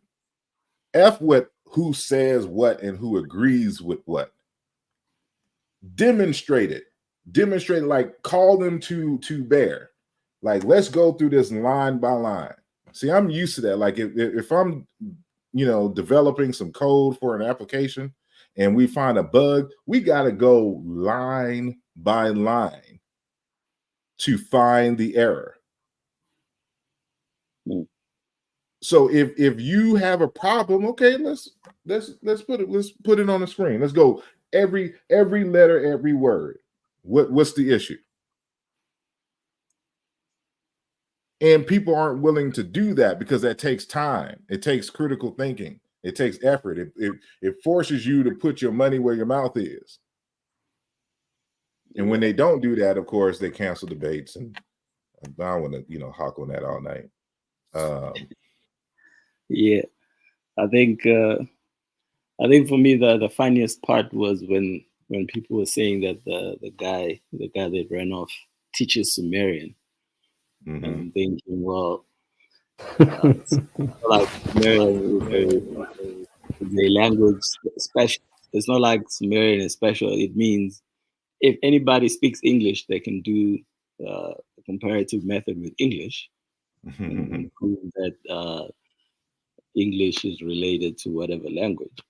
So for me, that was a bit funny to say that he teaches Sumerian. That means he has an argument. But somebody can. It's almost like if you have someone that you argue with someone that speaks a language in their native tongue, they feel they have the authority because they speak the native tongue. But it always depends on what aspect of the language you are discussing. Mm-hmm. So it's kind of crazy. I remember, just telling people that the word umlungu, wazungu, basically meaning white man, basically has origins. Basically means God. And I got an attack, and people are saying, "No, that's not how it is in Zulu. You're not Zulu." And then I quoted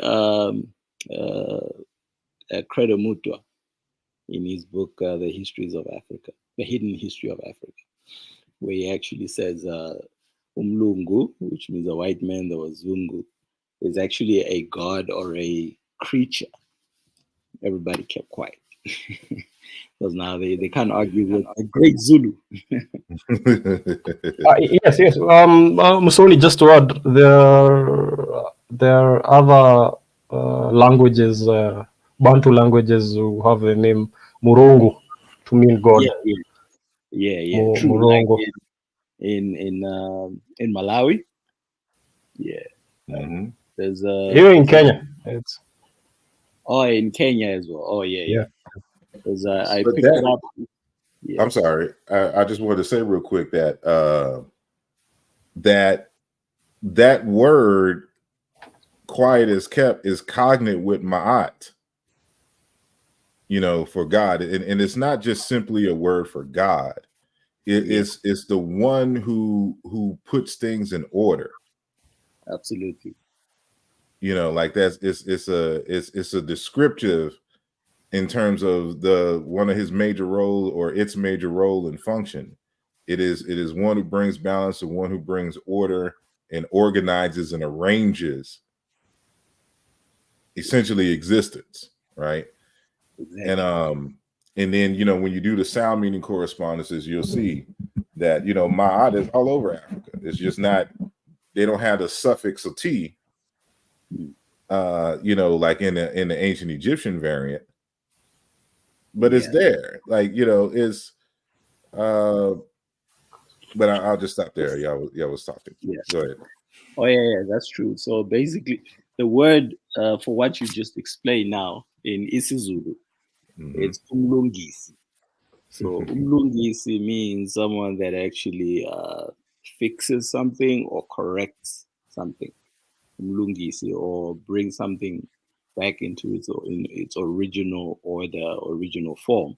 When you look at umlungisi, umlungu, it backs up what you're saying. So Musoni, so the word mlungu, do you say mlungu or in isiZulu is umlungu. umlungu? In my language is mulungu. In Xitsonga, it's mulungu. Yeah. So what word do you use for down, like down under? Pardon? What's that? Is the name umlungu related to the name for down or under? No. You mean in its origin, or you mean how we use it? Because currently, yes, even in the pronunciation. No. The closest the closest words, like I was saying, the closest word to the word umlung, because we currently use it to refer to a white man. But as Credo Mutwa said, it's a creature or a god. So the creature can either be good or evil. So it can be God or the devil, whichever interpretation. But if you look at words that that are similar to umlungu in our languages. It's words like lungisa, which means to fix or to put in back into order. And a person that does that is called umlungisi in isiZulu, and in Xitsonga it's mulungisi. So when you look at the two words in terms of the meaning, yeah, it aligns with what Brother Asal was saying. Okay. In my language, the word is associated with down. The word for down, like rongo. Rongo is murongo. So like the word murongo would mean like the one who is down under. Will translate like the one who is down under, or something like that.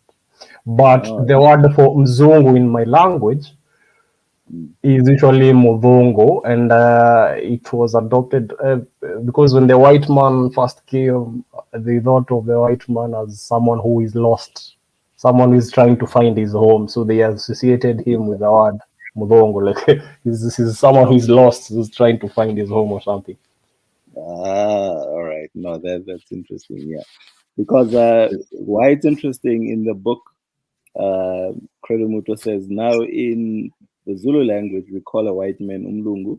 Now the word umlungu means exactly the same as wazungu, a god or Yes. a creature which creates a big whirlwind underground. So the part where Underground. it basically agrees with what you were saying. Yeah. Yes. If y'all don't mind, I have a few slideshows up here. And when I did the analysis, like, for example, I argue that, when you talk about, for example, ma'at in the word for truth, in Kikongo, it's in Nungu. Justification, the state of being just, justice, righteousness, blamelessness, completeness. Kikongo, Lungu, be as the verb, be accurate, right, be exact, perfect, etc. And then you have in Isizulu Lunga, become right, good. You have Utulunga, accuracy, right? And then of course in Somali Rung, meaning truth, in Zande Ringo, truth, and Basa Malega, meaning truth. And then we had a more archaic form in Chiluba, which is Malelela, without the ng suffix that was fossilized in a lot of other languages. But I wanted to go to Kikongo real quick because right now I'm dealing with Mbog, because Mbog is actually cognate with Ma'at as well, coming out of Cameroon, but that's a different conversation, right? But where am I trying to go? What is that? Okay. So I wanted to bring up Fukiao out of Congo and African cosmology of the Bantu Congo. And in this text, he breaks down the Bakongo cosmology. And the name of, one of the major names of deity is Kalunga, which he defines as a complete being, right? So he says, but it's also a fire force complete by itself. You'll see in these African languages that there's a lot of homonyms. Like you can have a word, like let's say you had a word runga, meaning underground or below, and then you have another one that'll mean something totally different. And what the ancestors would do is they would believe that all the words that sound alike necessarily belong together. And they'll create mythologies centered around the pronunciation of these particular words. I'm sorry? Please go back on the slides. I saw something saying longer, meaning something like a straight line. Yes. Yeah, hold on. Was it here or was I? No, it should have been here. Wait, was it? No. It's here. There we go. So a A straight straight line line, is yeah. longa. Exactly like what it means in my language. But of my language, you have ronga, like to straighten. Yeah, So R. Yeah. exactly. So so you can see in Kikongo some key terms that Fukuyao gave. So in longa, line, in bungi, empty circle, kalunga, fire force, kalunga, completely complete being, kalunga, ocean waters, and kalunga, principal god of change and transformation. Right. So how is the god all of these different things, right? Did I skip all the way down? Oh, I'm missing something. Well, note that Lunga also has to deal with health in Kikongo, as well as in isiZulu as well. And so it's used as a greeting, which is discussed. I'm missing, yeah, because I focused on Cameroon and the Bassa language, so it's not going to be in this one. I did so many, dang, my aunt. So, like, I think this is what you was kind of speaking Yes, on yes. as well. The Kikuyu ronga, and yes. Lunga, Straighten, straight. yes. Yes, yes. So you see in Kikongo and Longa, line, roll, file, a swarm of driver ants on a march, a troop, a swarm, train of people filing along. A chiluba mulongo, rank, roll, line, series, many. And then what we argue is that this was brought into Proto-Indo-European as reg, to move in a straight line, also to rule, to lead straight, to put right. It's in the word right, regulate, regular, regal, correct. Yeah, that's interesting. All right. And but it's one I'm trying to find. Here we go. So so this is what I mean by like how we can prove, right? Because of course Egyptian doesn't write as vowels, so you just get the consonantal skeletons. But you know, people don't know there's a so-called ma or marad, meaning eyebrow or plume, right? Which corresponds to Kikongo and Minge, meaning hair in general. And so remember that, and it's just kind of something you got to know about in African languages as a whole, is that the word for hair will also be the word for kind of feathers and plume, right? And so we can see a semantic shift in Egyptian versus the original form here in Kikongo, in Linge, hair. And then you have Marad or Mad, meaning salt water or just water, and Langu, water, right? So that's why Kalunga, you know, is also dealing with, you know, the ocean or water in Kikongo. You know, Mar, meaning right line or straight line, and Longa, of course, we read that earlier. And then Ma, meaning real, true, right. Lunga, be accurate, right, be exact, perfect. Ma, meaning to extend the limbs. And then you have Luaka, to reach, to arrive at. And this says steer, paddle, to set out, and then reach again. So this one, it wasn't nasalized, so it remained a voiceless velar, Luak.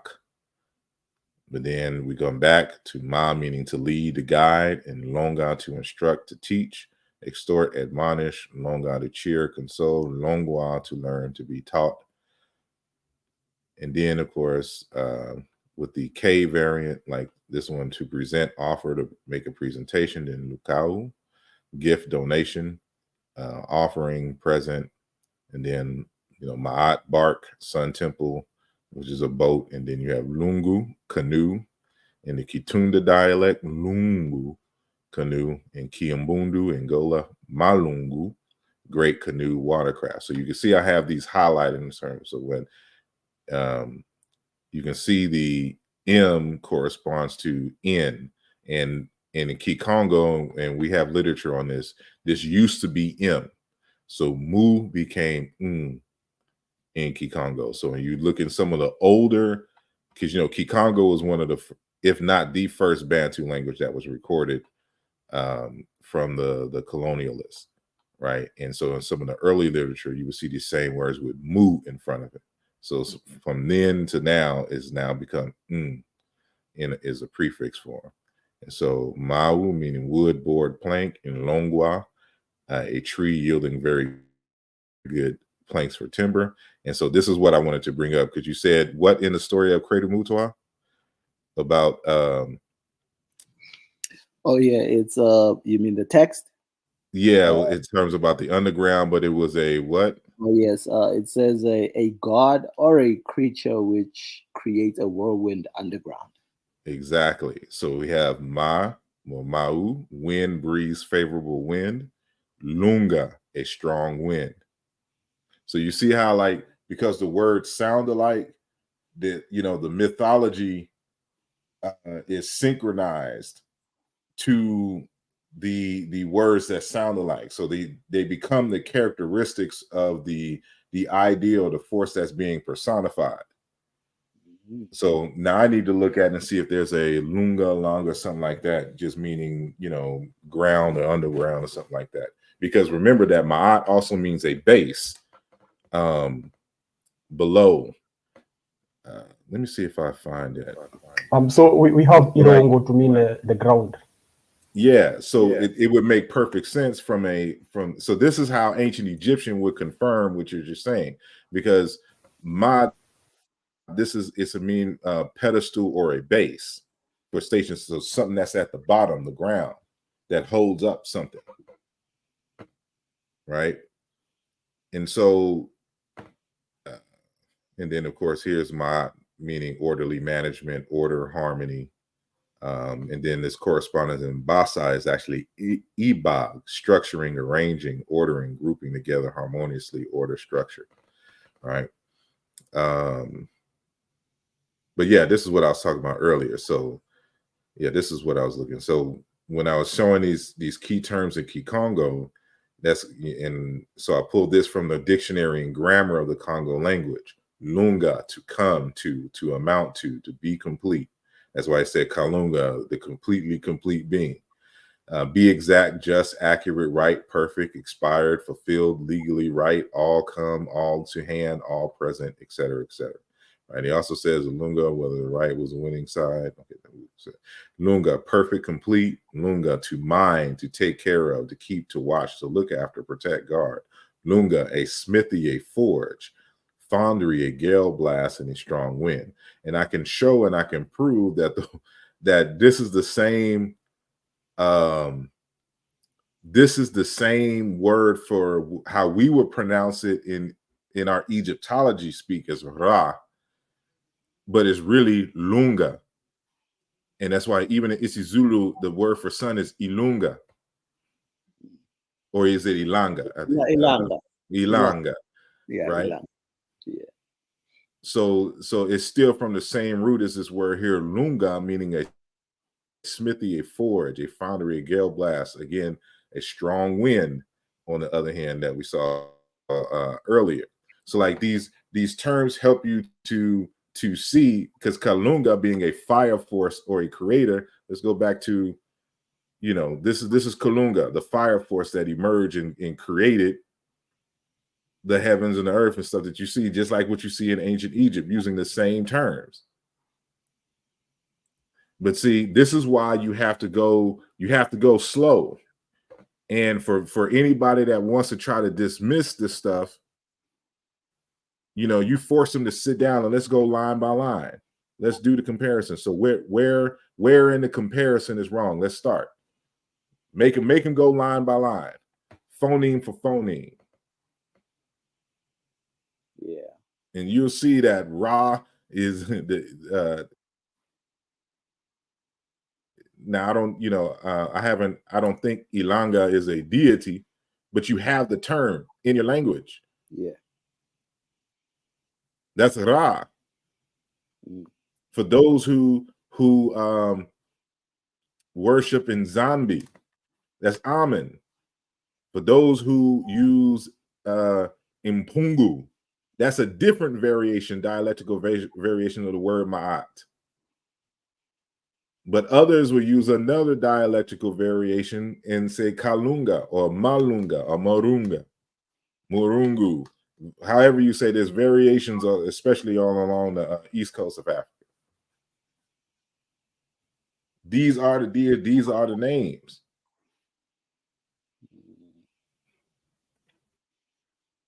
So, yeah, when y'all was talking, I just had to find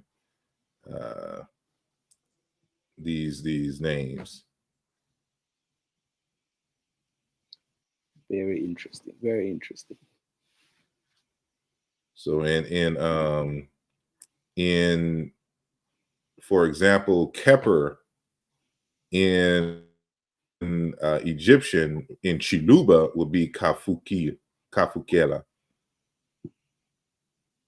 which is this slide is here showing from different sources how the Ka, what does it say here? This is from the text on Bantu, the Bantu languages, Nurse Phillips, and the element Ka is usually synchronically analyzable as a class 12 noun class prefix. Historically, it seems to have a second origin, therefore a quote-unquote Niger-Congo personal marker, because that Ka is Kwa or Inkwa or Unk. So if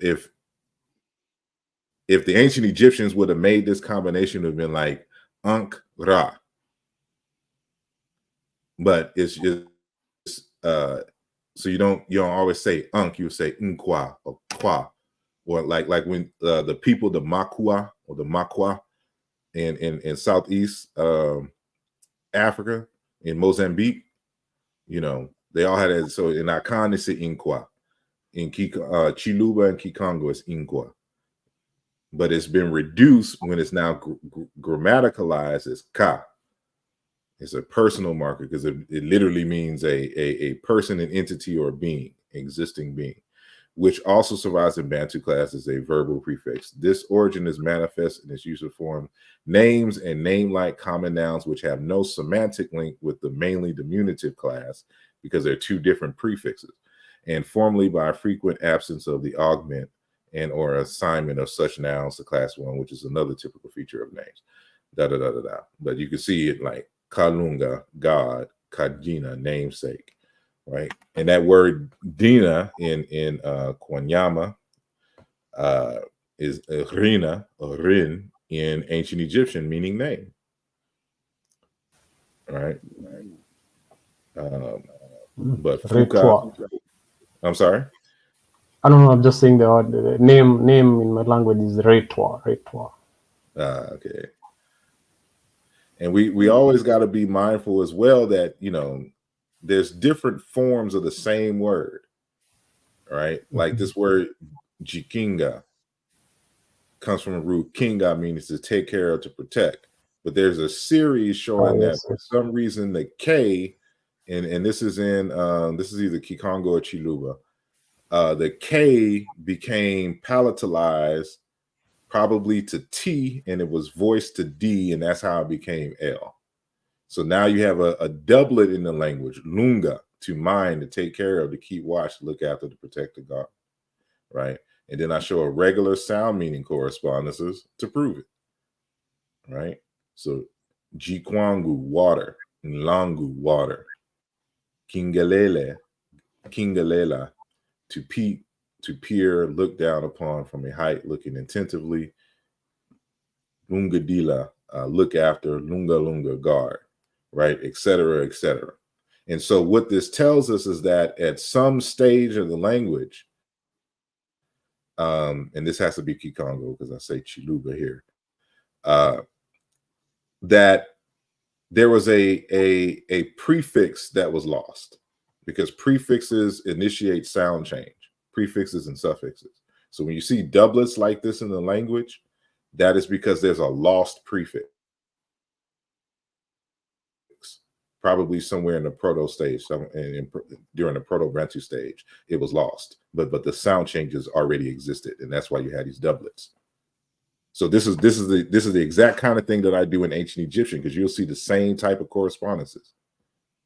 which means that in the proto-language, there was a series of prefixes that caused a sound change in one dialect, and the prefixes or the morphemes were lost, and so the conditioning element was gone, but the changes in the different dialects that was re-inherited in the proto-language, because proto-languages aren't really usually a single language. It's usually a group of dialects or languages that converge on one another and then split over time, right? But that's another conversation for another day. Anyway, I know I'm taking up too much of time. So, and I didn't see it there. I haven't been keeping up with the chat. He says, you should go to your PhD. You want to raise one. I appreciate it. And yes, that's happening. That's happening. So soon come. So as Africans, we say, so it's true. Africans look at the white man as God. There's if you look on this online community, it seemed that way. Was that today with Notre Dame and 42 tribes? No, that was some years ago. Like we are waiting on some oracle and can't figure out or attempt to figure out ourselves. And we got brother Zoo 221 in the building. Peace and blessings, good brother. If you're talking, your mic is muted. Peace and blessings, brother Sean. Peace. Peace to the chat and the panel. Yeah, peace. I think I'm gonna have to leave and love you. So great discussion. Got a long drive in the morning. I understand. Thank you for coming in and sharing your insights. And until next time. So hopefully we'll find someone that don't run. And your opponents just keep disappearing before the bout, man. Look, I would like to think that I'm just that cold, but I don't know what's going on. There's something in the water. Yeah, you gotta put your videos on private or something. I really do, because people are swearing pseudo, but when it comes time to demonstrate, there's just all kinds of stuff happening. But I think in the case of Garfield, it's some extra stuff that was going on. But for me, that wasn't enough excuse in my opinion to drop the debate, because there was nothing. Can I just talk about something? Someone said that I just seen a comment. Someone saying Africans associate the white man as the god, but I will suggest that it's not really the case. Well, it's up for debate, because like I've said, in my language we say modongo to mean or mzungu. Mzungu is more of Swahili, but when you look at the word modongo, it will mean someone who is lost, and that was the association of the white man when we first met the white man. He was someone who was seen like he's lost, who is trying to find his way home. So he was called modongo.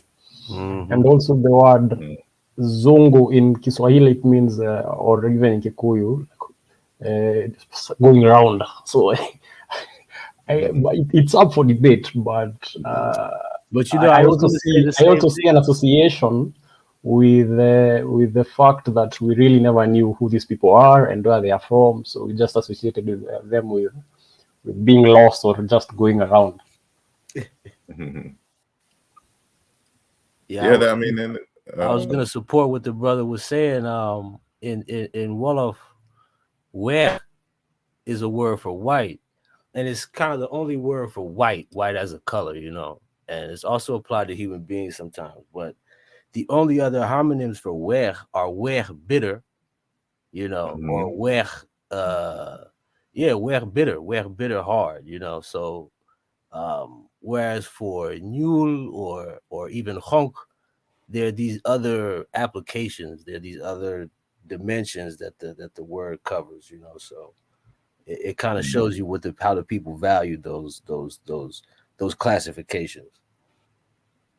And I want to welcome to the panel Lodima, if I'm saying that correctly. Or Lodima? Yeah, you said it correctly. All right, thank you.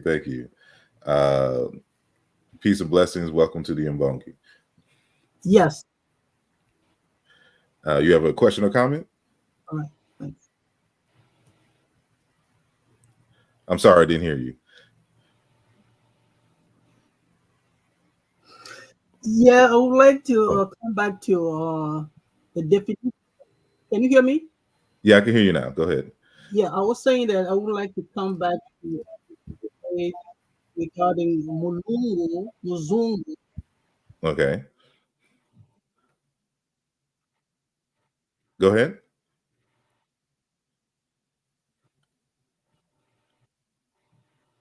Yeah, so in the Congo language, the word white is said Mundele.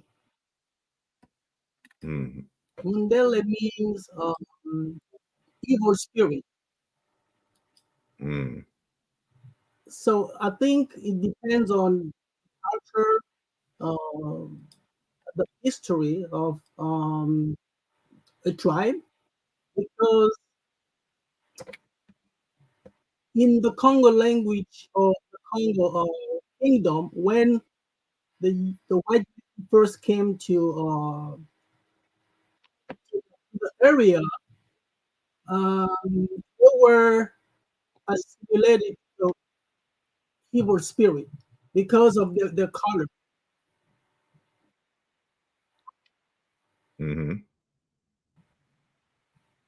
Yeah, I've heard something similar, because like in Kikongo, it's a chalk or whatnot in Pumba, if I'm saying that correctly, that they use in white is associated with spirit, or saying what's on the other side. So if you see their skin, that's probably what they first what they first came to mind, and not necessarily gods in the sense that we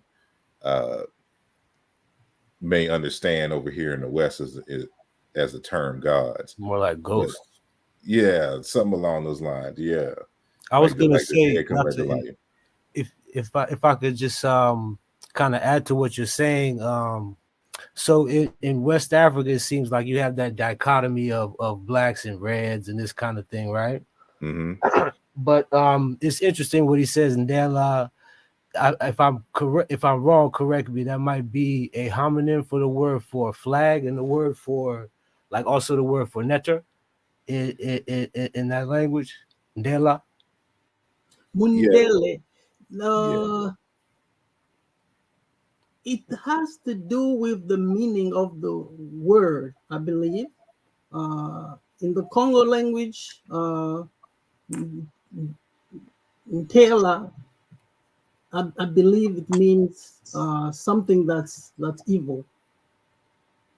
So Mundele means the one who's evil. That's what I understood, because I think I read it somewhere. I don't remember the book, but that's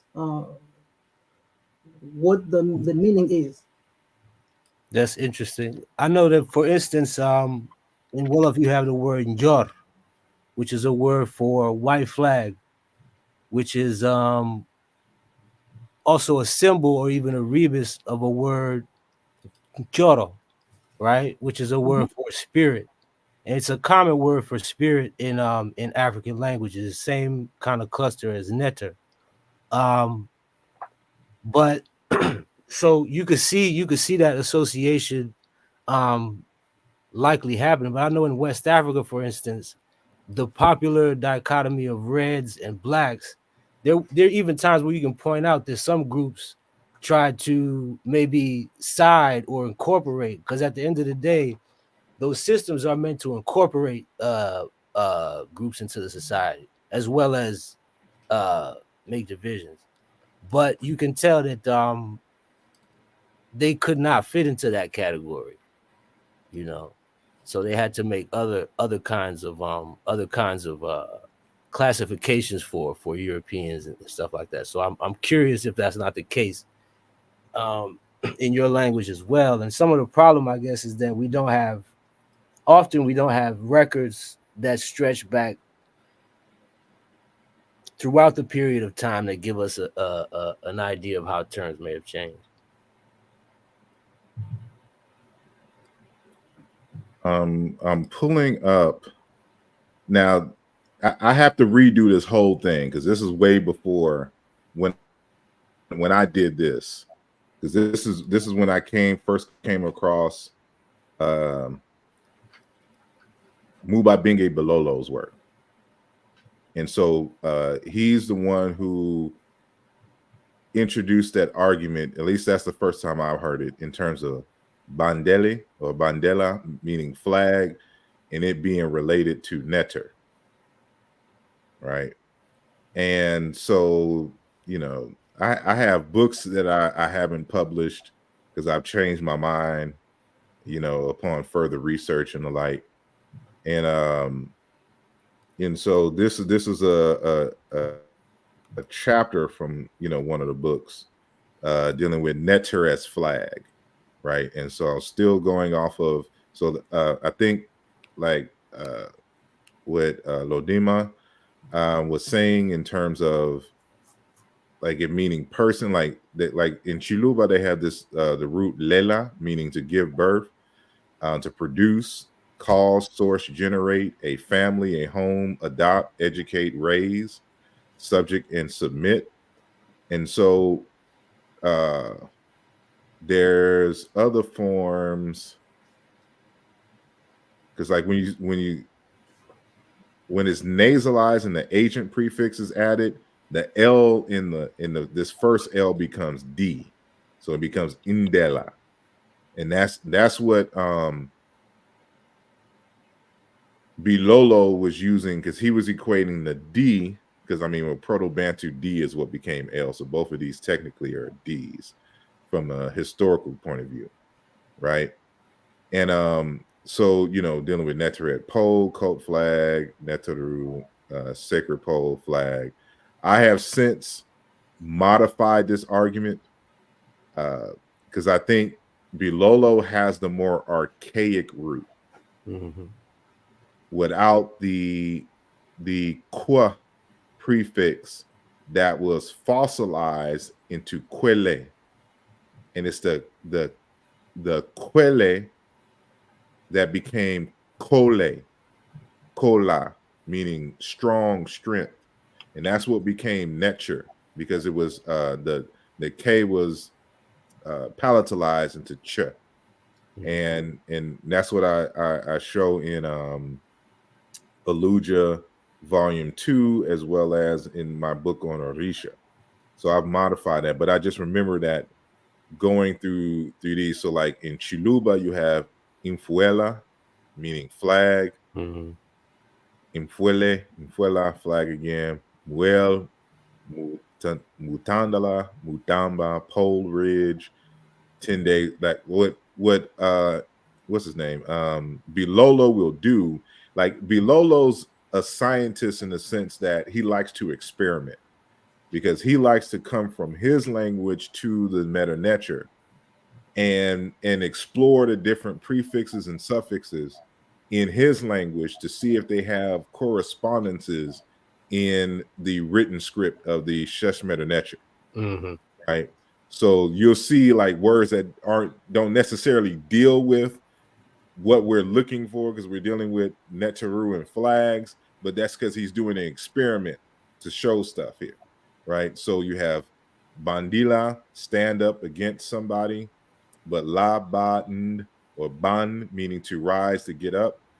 And so that bandila, the transitive verb, to stand up against somebody, bandile, higher, advanced, chi bandilu, scale, stairs, multiple. I guess that's to expand, you know, to multiply in mathematics. Bandilu, uphill, the place from which it arises. Mbanda, climber. Mubandu, mounted. Mubandu, east. G bandele, G bandala, G. Bindala, flag, banner, house, pavilion, lodge, Nana, mount, Awula, lift, raise, etc., etc. We can go into some other forms. May I say something?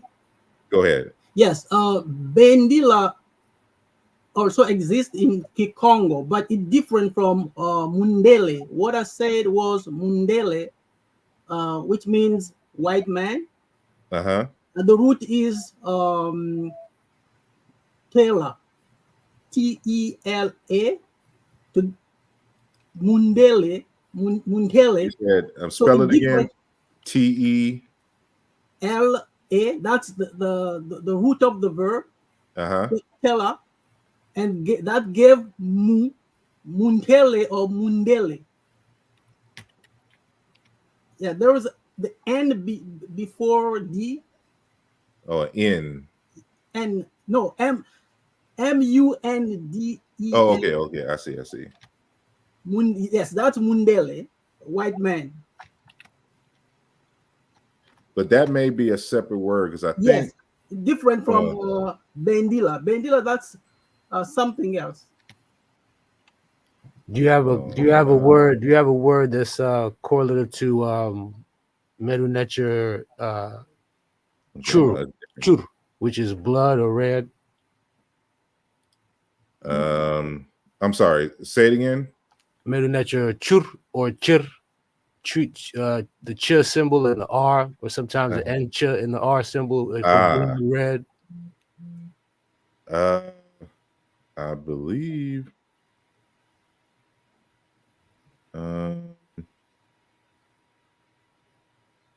me see. Nature. Let me go to my notes.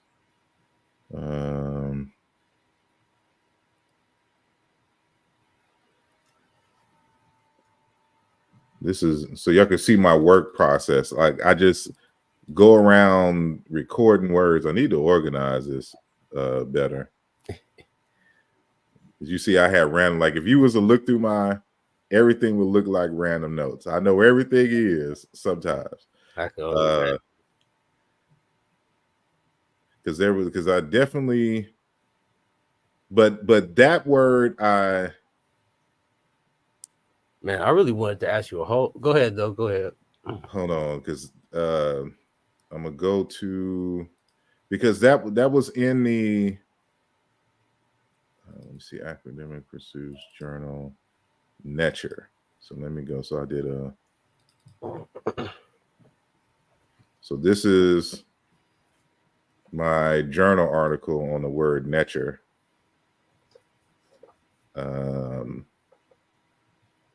But that one, like because there's a word for heart. Did I have it in here? In the Congo language or Bantu? Tima. Yes, and that's the word that is cognate with ancient Egyptian ib. Yes, Tima. That's Tima. Yeah, and there's also moyo in Moyo they have it in Kikongos as well. In Chiluba is moyo. Moyo is life. Yes, but that word, it derives from a word for heart. And so when we look at all the other languages, so like in isiZulu, it may still be heart, soul, and I think breath, because and I'm speaking from a historical perspective as a linguist. The same word that is used for heart is used for liver, is used for lungs. In some languages, it will, it'll be one or the other. It won't necessarily be all of them, but it had to deal with all the vital organs that are essential to life. Yeah, the heart of the matter, like the heart of something. Also, the heart is called Nzundu in the Congo language. Another word, Nzundu. Hold on, let's see, red. No, not sacred. So this is what you're talking about here. Turut, red. At Brother Zoo. See, this is why, like, for some reason they didn't transfer the fonts. Let me go back.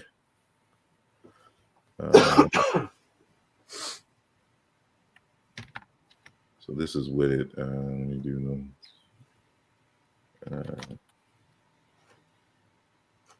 Oh, I forgot.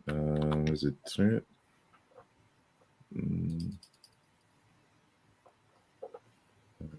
Basically, he was saying about Ra earlier, like the deity will have a specific root, or maybe even certain specific roots, but like there'll be homophones and paronyms that likely gravitate around the root, you know what I mean, for purpose of explaining the myth and things of that nature. Here's the word netaru, meaning blood. Right. And as you can find it in a Van der Molen's dictionary of coffin text. And let me do red, because it comes from the root red, the ter red. But I showed that it, well, no. So netaru, here we go. Terut, meaning red. But as I show here, this is why I'm saying, like, the words aren't going to look the same.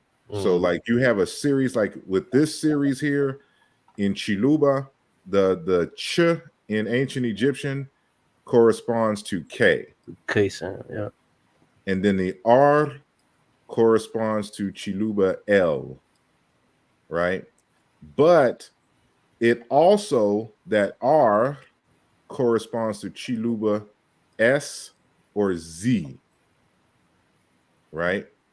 And so, because you got to understand that the R can come from T, or R can come from Z. And so it's a process in linguistics called rotacism. And the R come from the Z or S sound. So this is why the netaru or neteroa, sacred pole or pole staff, corresponds to Chiluba Mukwasa, stick, baton, staff, pole. But in Kikongo, it's Mukulu, pole. Neteri, pure, purified, clean. Keza, purify, make clean in Chiluba. Or Kinza, purify. And that Churut, without the N prefix, woot, means red.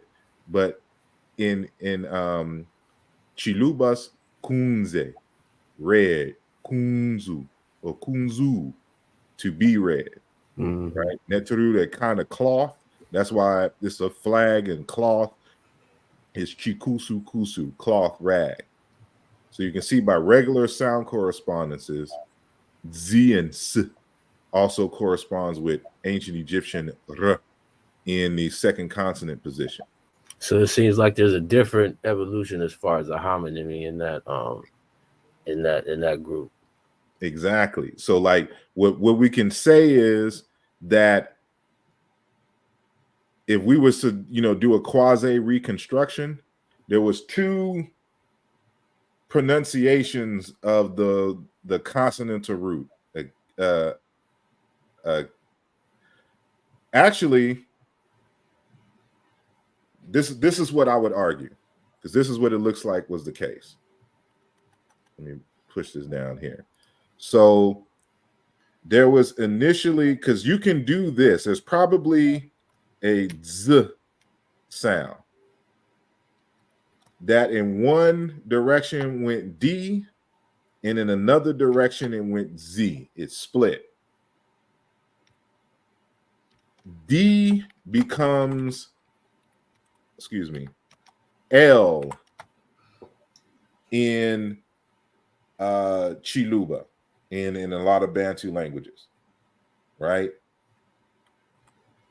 But Z can become R.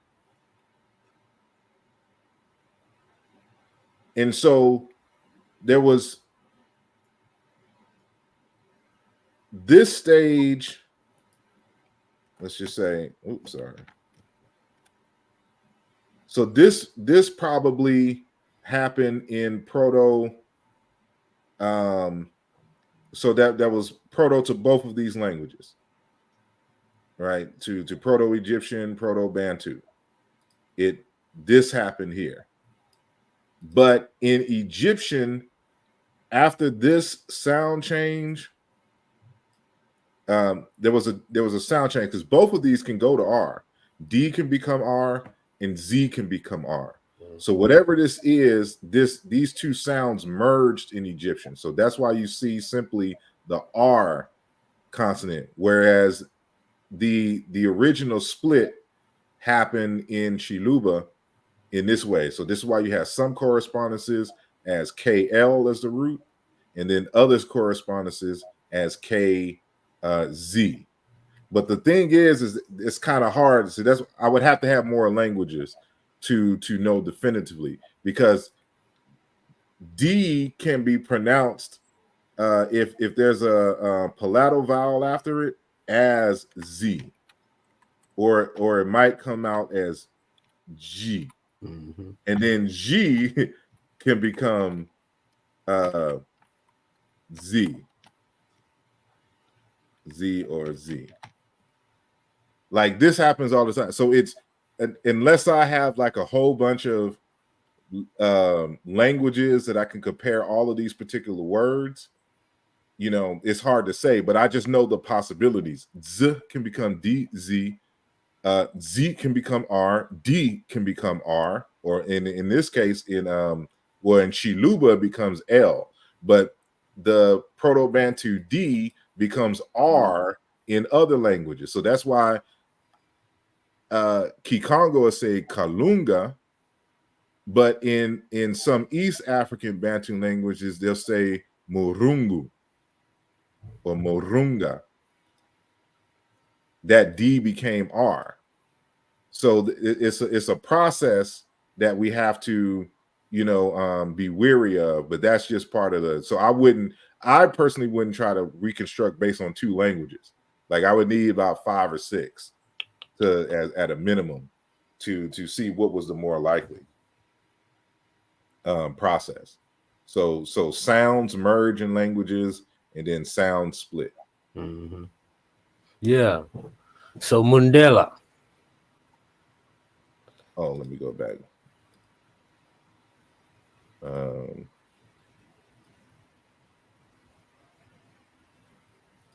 is this? Oh, I can get rid of that. I got too much stuff open. Let me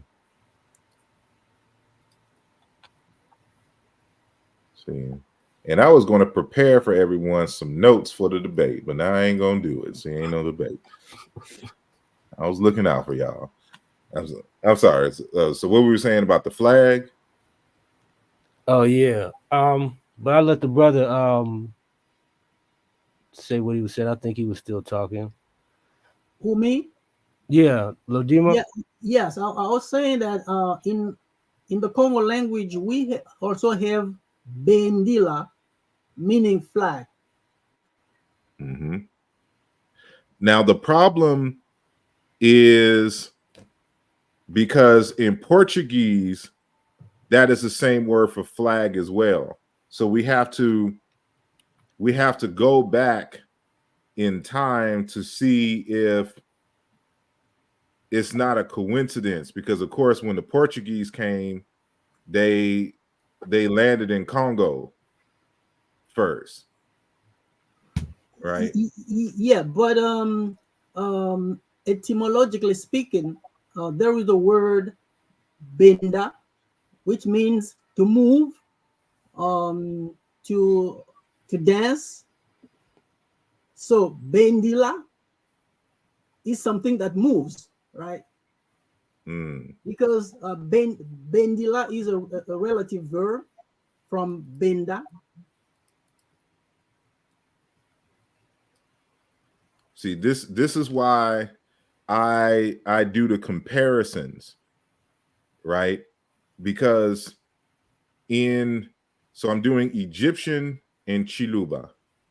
So I'm showing the correspondences between the two. So we have piri, bandage, binding, band of inscription, chiluba, pila, pila, to link, pila, linking by tightening.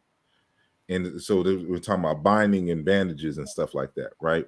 So mupo pololo, mufololo, or mupulu, strip, band, belt. And then we have in Egyptian peter, cloth, strip, bandage. G bandile, flag, banner. Per, house. G bandile, because again, the D also corresponds to Egyptian T.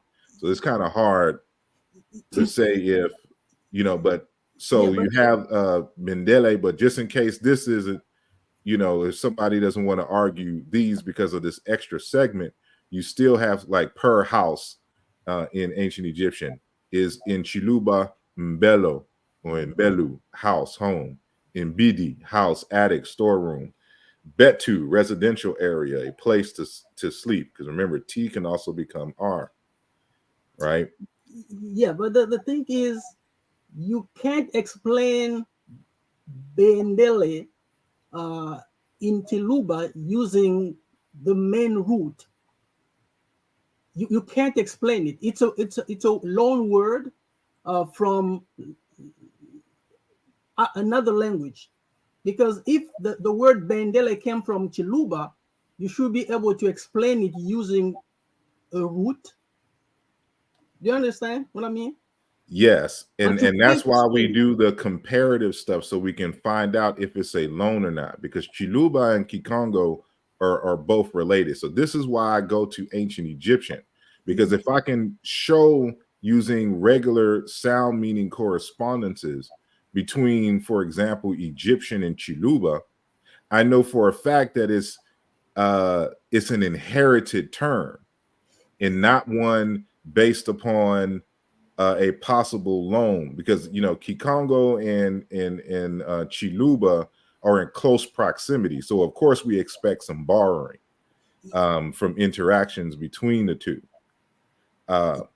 So this is why you have to look at other languages. So like I would look at probably Luganda and isiZulu, for example. Yeah, but in Kikongo, you can explain the word bendila. You can, because the main verb is benda, which means to move or to dance, and bendila is a relative verb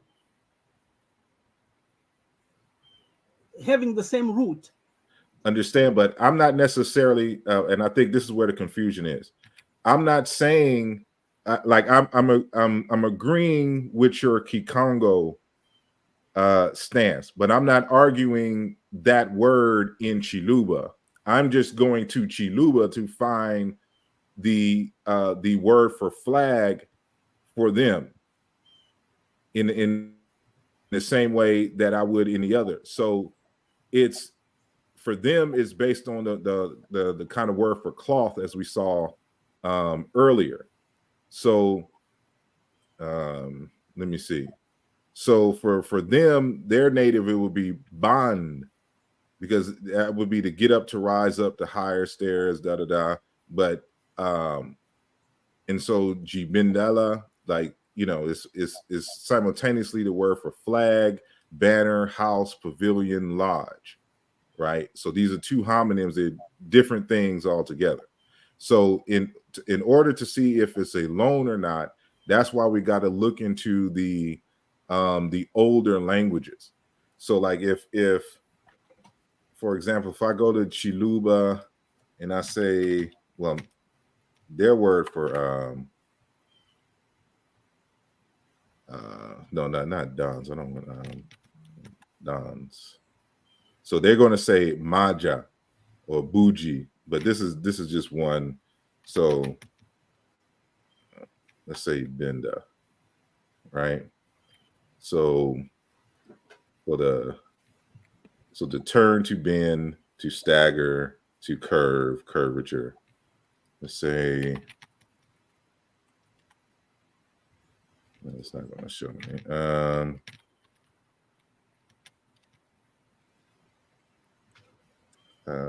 No, he wouldn't. See, this thing, like, it's the only thing I don't like about this online dictionary. There's some words, if you get one thing, it doesn't give you Did you like find a full list. Can you find the verb benda in Chiluba? But it may, because sometimes, because this means to turn, to bend. In yes, to turn, to bend, yeah. So that's a so let me go back. So let me go to isiZulu. So let me see if they have a word. So, like, as part of, well, they have Inda, to travel far, to go along a journey, to marry. Benda, they travel. But that's a combination of ba Inda, because ba means they. So let's say, do they have a word for flag? Yeah. And that's a long word. You can tell Ifulega. We should also consider the tone features, because sometimes the word may have the same graphy. I mean, the same spelling, but we've toned the words change automatically. How do you say banner? It was something like that. So, of course, you're not gonna. That's not gonna be in there. So you have to have. No, that's not what I.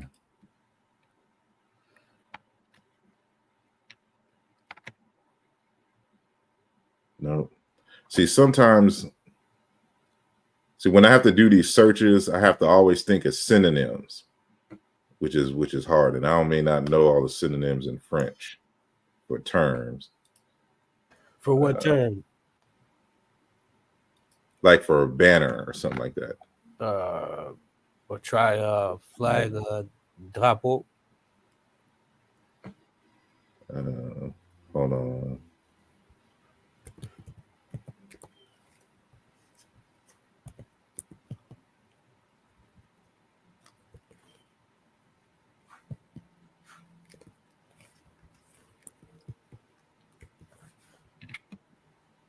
I dealt with Yoruba too.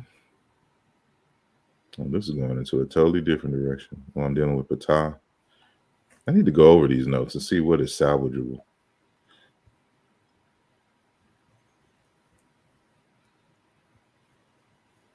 No.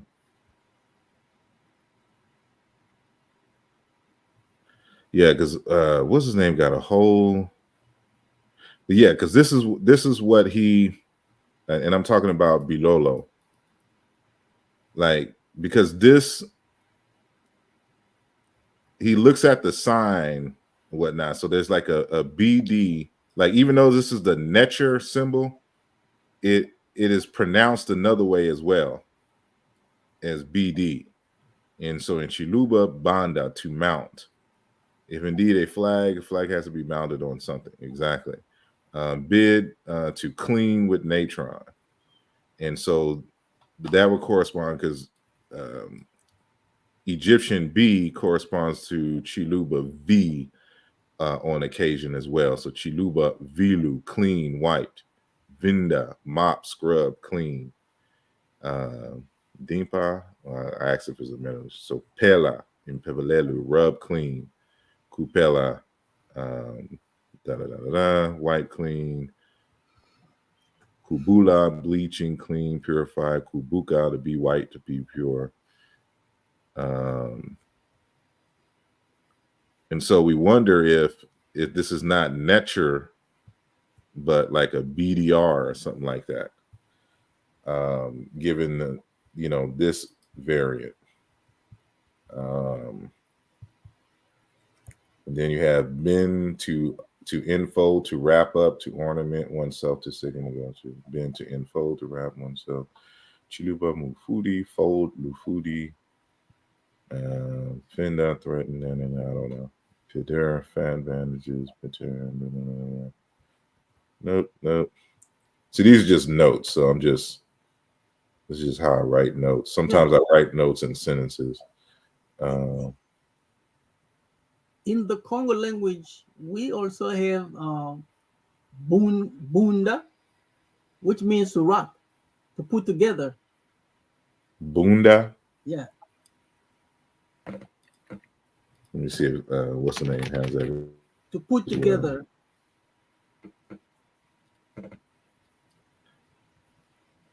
No, raise a flower bed, raise earth.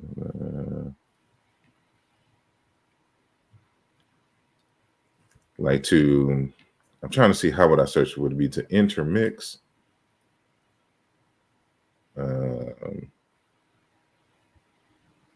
See if I wrote anything. Flag. Because like, I don't think I dealt with it in a journal article in terms of the banda from Bilolo. But I do know in parts of Southeast Africa, like in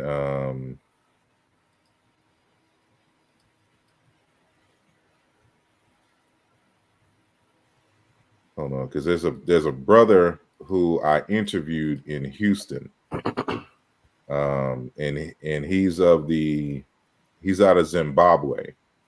Here we go. So his name is Mbuya Va Chinjanja Muroro. He's from the Umoyo clan, and so netcher is also a cloth, and of course that's where you get the flag and the strip. And so in his language, it is called either jira or machira for that kind of cloth. And what's also interesting is that when a person dies, strips of machira is laid on the coffin. And he also told me, and this is his name. Actually, I'm sorry. Who was this? Because there was probably a second interview. No, this was an article. I'm sorry. This is the author of an article. The person who I interviewed was Bavuma Varanda Timoyo. And he's from Mashonaland Central, and he's of the Mukaranga Nkalanga people ethnic group, right? And so he was telling me about the cloths on the at the funerals and the like, and I asked him, because I asked him, okay, like, what is the role of inchira muchira cloth with funerals, if any? So he didn't know why I was asking, right? And then he said, as a child, he also used to see these strips of cloth, often in red color, tied to a pole and hoisted. This was to let everyone in the village know that there is a death in the homestead. The name of this cloth, according to Moyo, is Muchira or Inchira. And then, of course, I go to a Shona Bantu dictionary, and they have it as Jira. As we see here, Inchira is reminiscent of the word netcher, and then it's reinforced as Jira and Machira in this article here, because I always like to cross-reference even personal interviews.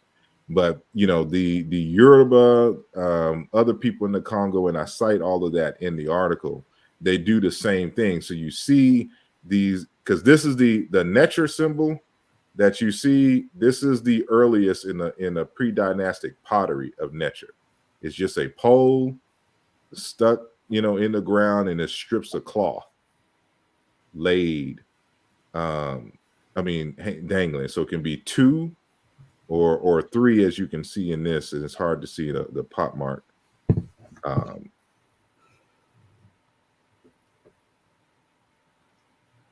And so this is another example of paronymy again, and how the word, like for a word for spirit, because the word nature in Chiluba is inkola, meaning eminent or powerful man, right? And they also use it as a term for God. So, inkola or inkole can also, or inkwele can also mean God in Chiluba. But if you want to say the ancestors, you would say the Bankola. And by regular sound meaning correspondences, we show that this is Yes. Go ahead. In the Congo language, Nkulu is the elders. Yeah. Bankulu, the elders. Unkulu, and I think in the Zulu language, they say Unkulunkulu, meaning the oldest one, meaning God. Yeah. Exactly. And Chiluba has that same word, mukulu, meaning chief, director, president, but has to deal with an elder, someone of older, someone of rank. And so that would be a variant based upon the changing of the vowel. So the other one has O, and then when you say, of course, when you say kulu is the and U. Also in linguistics, when you repeat a word, it means that you're stressing on the word. Like in Zulu, unkulunkulu, it means that the most ancient one. I mean the most the oldest one. Yes. Yeah, the oldest one. And I like to say the one with no ancestor. Yeah. But you can see how, because that mukulu also in Kikongo means pole, and that's what a necher, the sacred staff or pole is. So one cognate in Chiluba, in Kikongo, like how Chiluba would say inkole, right? Or inkole or inkola. The equivalent for Kikongo would be mukulu, but we have it in Chiluba as well as chief director and president. And so we can see that although we can see that just like in ancient Egyptian, the word for pole will be homonymous with the word for the elder or the divine, right? And so let me see how many variants of this I have in this text. So like in Chiluba, because in the word Heru is just another variation of the same. So when you say Heru on top or upper, in Chiluba is Kale, Kule, Kulu, top, upper, highest. Heru, be cut when ripe. Chiluba, Kole, ripe, mature, grow. Kola. Heru, be quiet, at peace. Chiluba, Lekela. Kuakala, silence, quiet. Akula, quiet. So this lets you know that Heru, like Heru and Necher are the same word, but from two different groups, two different ethnic groups. That's deep. And that's what I have here. I show, that Necher and Heru, like, because the word Necher is also used for the hawk on a standard. And then, of course, Her is, well, you can use this for Necher and Her. But Her also, to Proto-Bantu, Kodi, meaning hawk, falcon, or bird of prey. Right? And so this is what, Necher, God, deity, Horus. And this is how we know, like, the Horus kings, they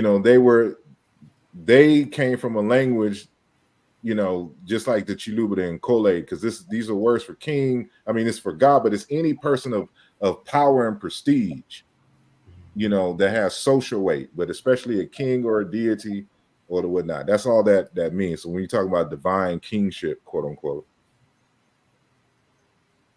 You know, in Sonike, Jore, that's like the nobility. Mm-hmm. Like all this stuff is linked, man. It's crazy.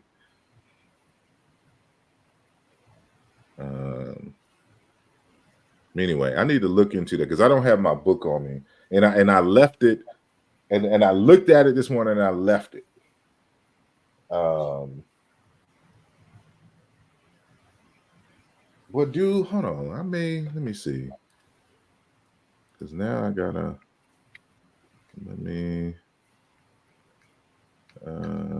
because he may, I don't know. Let me see, because he did give me one. You know, because I got all of Bilolo's, well, damn near all of Bilolo's books. Let me see.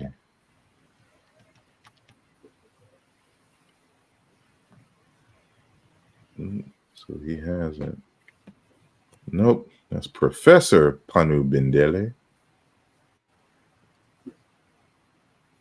Because it may be his other book where he's dealing with. Let me say Bon.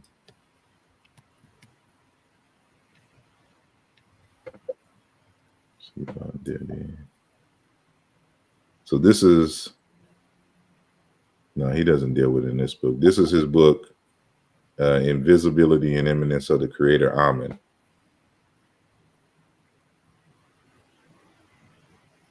But I don't think he deals with Neter in here. But he deals with Heru. You know. But he isn't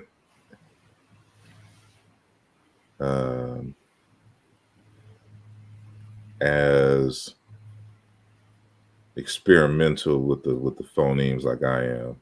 So he won't match it the way I do.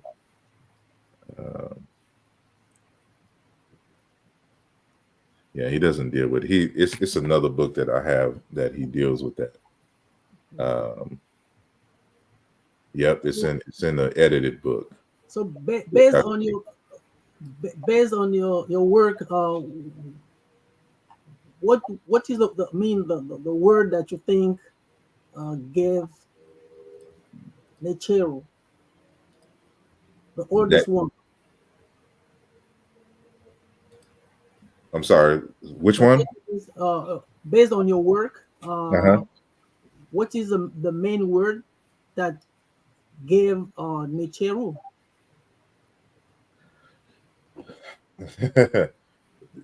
Yeah, that there is no main word. Okay, the oldest one that you might have found. It's the format is going to be NK. It's probably going to be NKT or NKS as the consonant root, and from there NKT or NKS became R, L, or D, and that's like what you'll see in Kikongo and Chiluba, right? Because it's the same root that gives you Nkosi or Ngosi. That's the same word as Necher. And so there's a phenomenon in linguistics called directionality, and directionality informs you in which direction a sound can go. And so it is unlikely that it's going to be the reverse. So if I have k and it goes to ch, 9 times out of 10, actually almost 10 times out of 10, if you have by regular sound meaning correspondences, let's say in Kikongo and in Wolof, the word that has k in it is going to be older than the word that has ch in it. So if Kikongo had k in the word, whatever we're comparing, and Wolof had ch, the Wolof form, the word itself may not be as old because it's inherited from the proto language, but the ch is going to be younger in form because ch doesn't give us k, but k gives us ch. You're right. You're right. You get what I'm saying? So because it's a phenomenon called palatalization. So from ch to t, you know, or ts, and then from z to r or l. So we know the directionality. So if you see, for example, let me put king in the Zulu dictionary and get this form. The Zulu have the older form. So let me just make a banner real quick.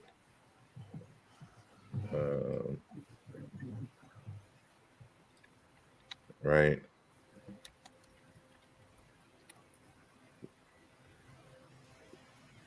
So this is the oldest form. Well, I ain't gonna say the oldest, but this is an older form of nature. It's Inkosi or Inkosi in some other languages. Well, some will be used for God, some will be used for king, but it just means one who is very powerful and prominent, one who has the power to create or to dictate, one who's in command, but it has to deal with strength and power. Nkosi. And then from Nkosi, I'm sorry. I have a concern. The hieroglyphs, the primitive form of writing was just like representing the main form of what the word looks like. I don't know if you understand what I mean. Mm-hmm. So they only represented objects. So my deduction would be that the representation meant how the word was called. Well, yeah, but how should I say? Even when you record, when we say nature, that's just Egyptology speak. We don't know how it was pronounced then. But let's just say, for example, that it was nature when it was first recorded. Languages change over time and pronunciations can become different. So just because it is written down one way doesn't mean it was pronounced that way a 1,000 years later. So if I say, for example,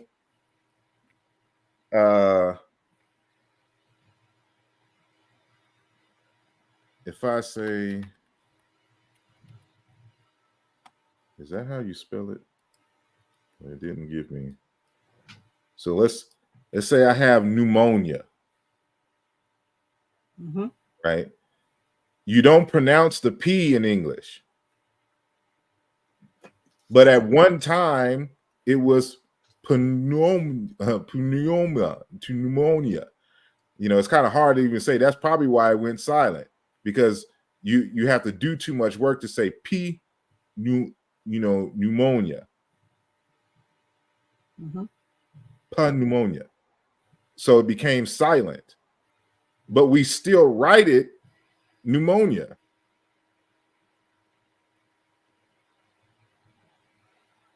So we pronounce it one way, especially if and I know speaking Congo, you probably as well speak French. Yeah. If you write French words down, how you pronounce them is totally different from how it is written. Yes, sir. Yes. So we got to keep that in mind even when we're looking at the hieroglyphs. So for me, it's not so much it's an exercise, it's a challenge, because we want to know how the ancient Egyptian was pronounced. Yeah, but there is something in Bantu languages, in Kikongo, Lingala, you pronounce the word the way you read it. So you pronounce what you see, and you see what you pronounce. So the sound is exactly how you write it. There is no confusion. Exactly, but that's assuming that everyone speaks the same language and the same dialect that you do. Because, and this is the challenge that the ancient Egyptians faced, which is probably why they didn't write the vowels. And it's also assuming the homonymy that they employed respected the vowel changes that we're distinguishing. Exactly. Like there's so much, like from a synchronic point of view, and I'm using linguistic jargon.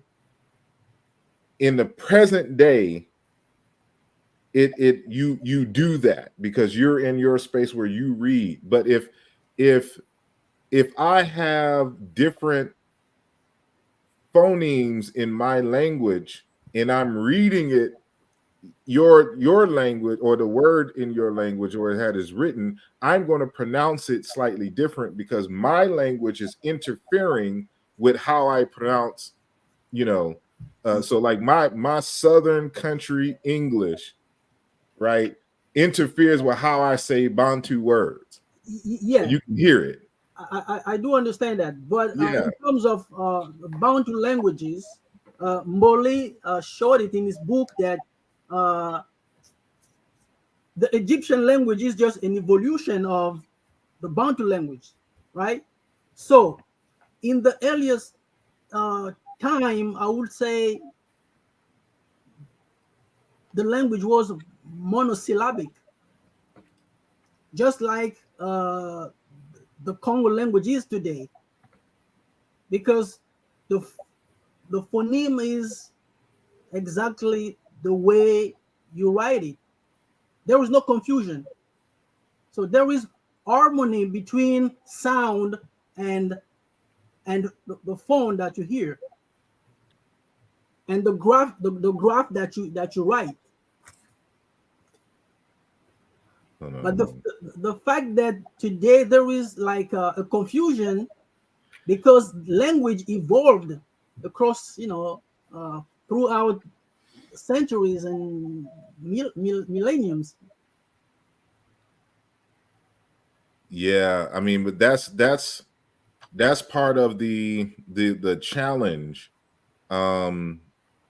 because again, regardless, we don't have living Egyptian speakers who can tell us how they pronounced it in their language. And so, it's easy. That's what I'm saying from a synchronic standpoint. We have Lodima here with us that can tell us how Congo is pronounced, by a native speaker. We don't have that with Egyptian. And so you can read it one way in a modern time, but that may not, there may be a hidden convention that we have no clue exists in the Meta Neter writing, because we aren't there at that time and have learned directly from the ancient Egyptians. And so that's what we're considering here. Yeah, and also there are two terms used in linguistics called signifié and le signifié and signifiant. Mm-hmm. The signifié is what is meant, and the signifiant is what you use as a symbol to represent a sound. Mm-hmm. And based on that, it makes sense that the Egyptians just use like images to represent words. Like there was like an old man sitting in the previous slide.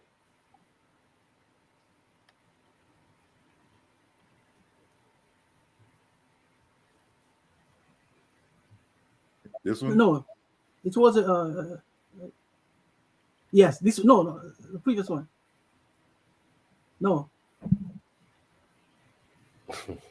The old man was sitting and there was a pole. No. No, not that one. I think it's the main. No, not there. Yes, yeah, here. You see the man sitting? No, you got it first. Okay, that yes. So this man is associated with the pole to mean nature or nature, right?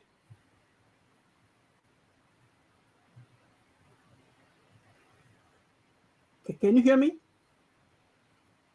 I think he stepped off for a brief second, but you're saying it's a homonym, yeah. Yeah. So the whole this okay. We might call him an elder, you know, and to represent the sound, they associate this old man sitting with the pole to mean that the pole is expressing a human being.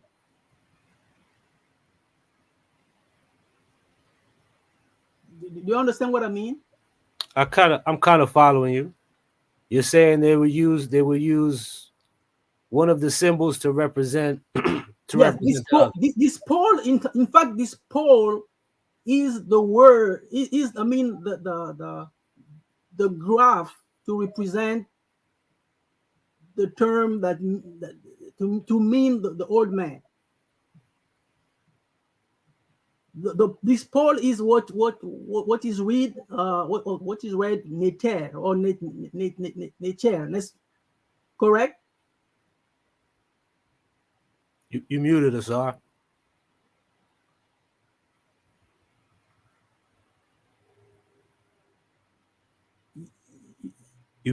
Sorry, you muted.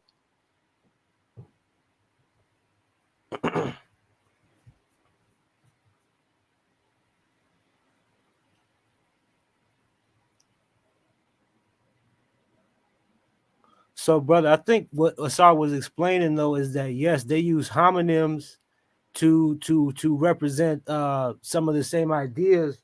But the problem you might run into is that they had that you could the only thing you might be able to prove is the consistency in consonants and not in vowels. And even the consonants sometimes are not going to be the same. And that itself might have been true in ancient Egypt itself in various periods. For instance, Coptic, we say nute, or in Coptic, they say nute rather than necheru, right? And that's just that's just an example. Yeah. What I was trying to say is like the old man is called in Bantu languages Nkosi or Kunji. In the Congo language, Kunji or Mukunji is like an important person, the old man, but it also means the pole. Mm-hmm. So by representing the pole, you have the idea of the king, as Asar said it.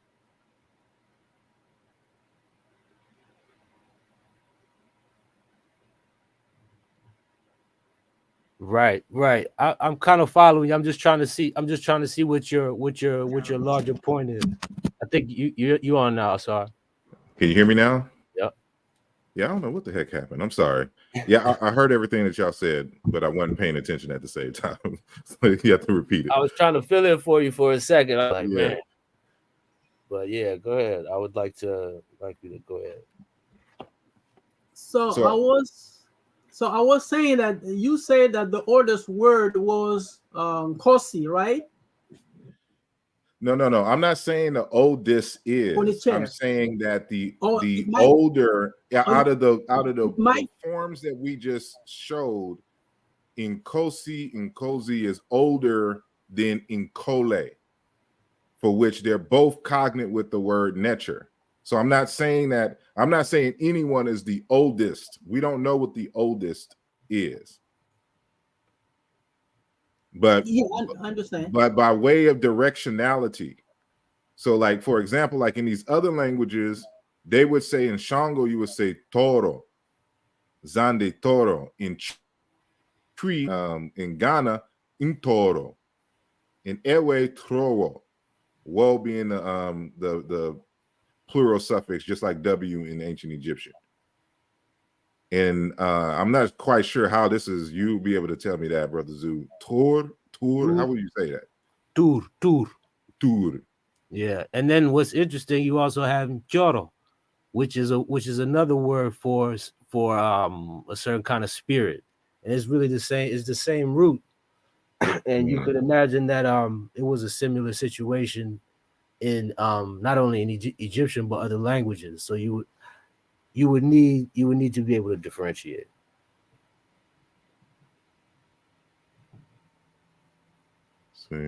So this is what I'm saying, at least for Chiluba, Nkole, an eminent or powerful man.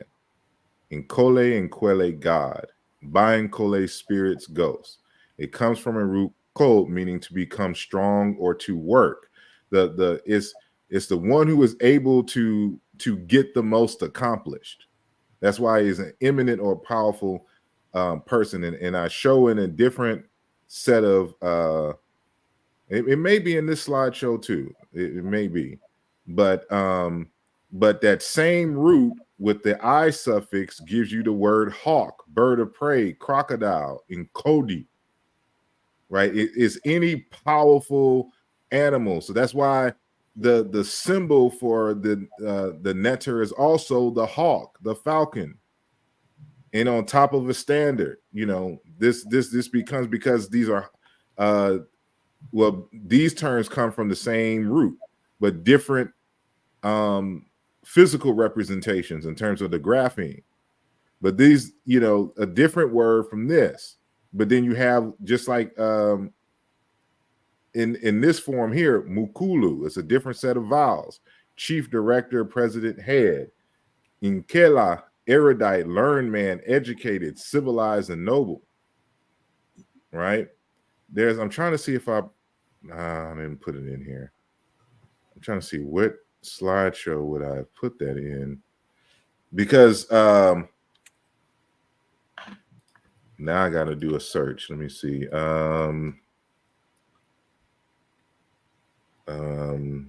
Chiluba Luba. Let me put Mukinge.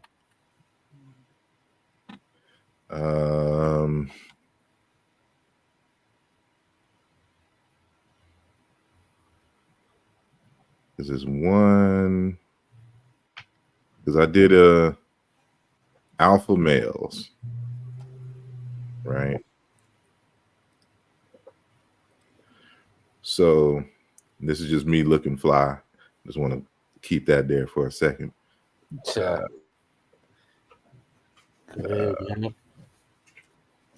got to pop off since you made your opponent run today, man. Yeah, maybe it didn't run. I'm gonna take that back. I'm saying he ran. I don't give a hoot. Call a spade a spade. So let me see. See, you also had this word here, Nkuya, where the R or L is palatalized between two vowels. It becomes yeah.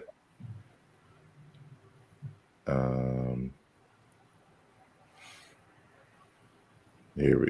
Oh, darn it! I didn't put it. Dang, then what? Presentation. Maybe is it, what does it mean to be king? They have too many presentations. Here we go. All right. This is why I have to write books, because otherwise I just have a whole bunch of, I have 1,000 videos. So if you want to understand like how the word nature associates with a king, because remember to the king as well in ancient Egyptian. And I think Dr. Mukinge gives now he's not talking about nature or ancient Egypt. He's just talking about Luba traditions and Luba kingship. But you'll see how you'll get a better insight into probably what went down in ancient Kemet based upon this understanding. So, and this is from the book that I published for Dr. Chilemalema Mukinge called Muntu Zombie: Portrait of Human as God's Special Creation, from African creation stories, religious beliefs, and cultural practices.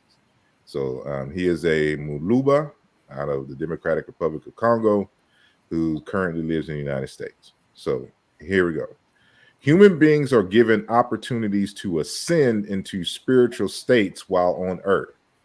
Mediums through trance, seers by revelation, ordination into priesthood, and consecration to certain high-ranking social statuses are the most known forms of spiritualization. So then he goes into this another section, journey to consecration. The Luba culture values legitimate marriage and marriage stability, wealth achieved through personal hard work and winning the race for the chieftaincy. In each case, if the ancestors are pleased with the accomplishments, they will call the achiever to seek spiritual anointing, consecration from an authorized established achiever in the same domain. What does he mean by that? A community builder as a husband and father of many children and a contributor to significant growth of the extended family, he would be called to be consecrated as an accomplished achiever of wealth, a mukola. And I put the word nature there because we already did the word. Mukola is the word nature in Chilua. So let me read that again.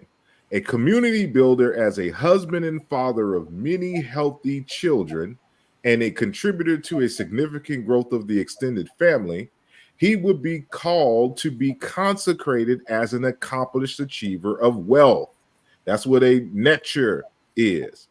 A peer of past natures or achievers, living and dead. Procuring many wives for self and relatives was the most praised accomplishment, qualifying one to run for the chieftaincy. The race was a long and costly procession, which is why you had to have money or wealth, even if they didn't have physical money in the same way that we think of it today.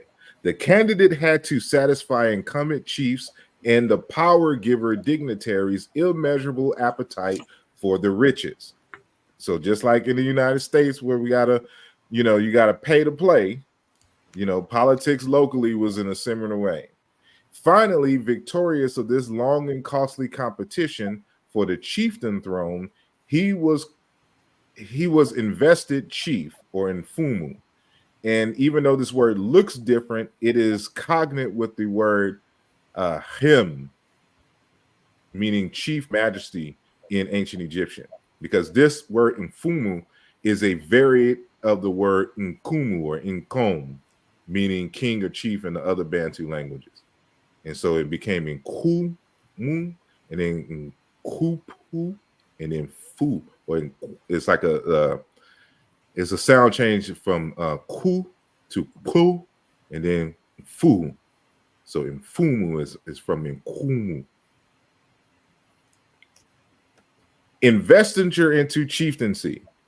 The investiture ceremonies include several acts of consecration. The incoming chief to a spiritual status.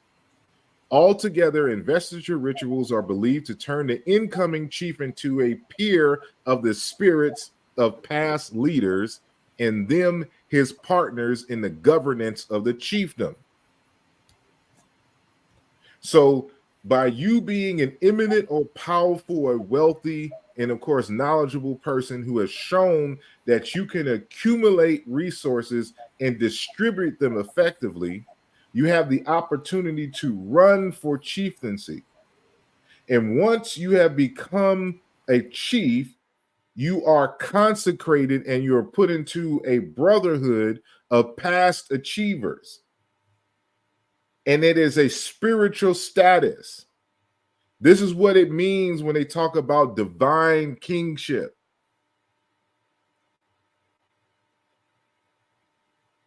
And the title of who that achiever is a netcher, a mukola. And so this is how an example of, studying indigenous African cultures can give us insight into the ideals in ancient Kemet. Just listen to what the king in the second Simna stele of Sesostris III states. He says, His Majesty established the southern border, meaning himself, at Hay. Establish my border further south than my forefathers. I added to what was bequeathed to me. I am a king who speaks and acts. I make happen what I concede. Eager to seize, hasty to succeed, in whose heart a matter doesn't slumber. Anticipating inferior, suppressing mercy. Merciless to the enemy who attacks him. Who attacks one who would attack. Who is silent when one is silent. Meaning I'm the man. I stand. This is just an elaborate way to say he's standing on business. And that's what a netcher, that's what a king does. That's what he's expected to do. Right? I don't know what other notes this is. But I show that in there's an upcoming article that's going to be published in a peer-reviewed text where I discuss Osiris, because even the word Osiris is another variation of the word netcher, and that it is referring to, in this case, it's a slight semantic shift, but it is leaning more so on towards this symbol, to where it's meaning a pole. And so the king or the chief or the person is a pillar, a pole, a column. He's the central pole of the house, the pillar of the house. He is the one that a king or a leader or a father in a home is supposed to be the individual who the family leans on like a tree, like a pole, and they don't fall. You're the stable, you're the central stabilizing figure in the home. And as a king, you're the stabilizing figure of the kingdom. And that you know how to gain resources and how to distribute it effectively. So this is why the wealth part of the conversation is important. They're not just saying, give us money. We need to know that you have the ability to draw wealth and prosperity to yourself and your family, and that you would be able to share that. That's why, for example, all the kings when they died in their funerary texts, in their declarations of virtues, there's a declaration of innocence, what they have not done, and then you had a declaration of virtues, what they have done. And what do they always say? I gave food to the hungry, clothes to those who were naked, and a boat to one who didn't have it. You have to have resources. They're showing that I've been able to accumulate this wealth and been able to share and stabilize my community. That's part of the declarations of innocence. And the Luba have the declarations of innocence themselves. Did I put that in this one? I don't think I did. Nope, I didn't put it in this one. Because I show that not only do the Luba have the same term nature and is applied in the same way in ancient Kemet, they also have the declarations of innocence as part of their not funerary rituals, because you declare this stuff while living and hopefully before you die.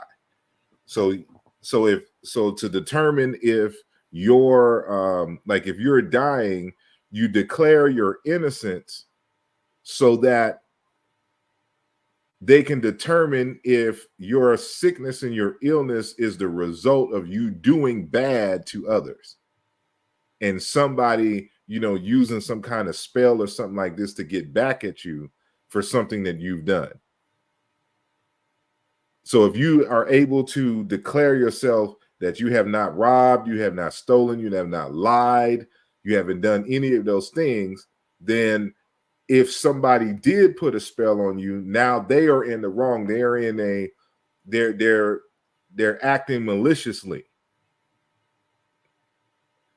And so, but what's significant about the Baluba Declaration of Innocence is that the people living around them have to do the same thing, because they have to make it known that they are not the ones who are causing this person to be ill or dead. So they have to declare their innocence of all wrongdoing. And they do the same thing. Let me see if I can find. See, y'all got me going off script, but I really didn't have no script. It's an open conversation. And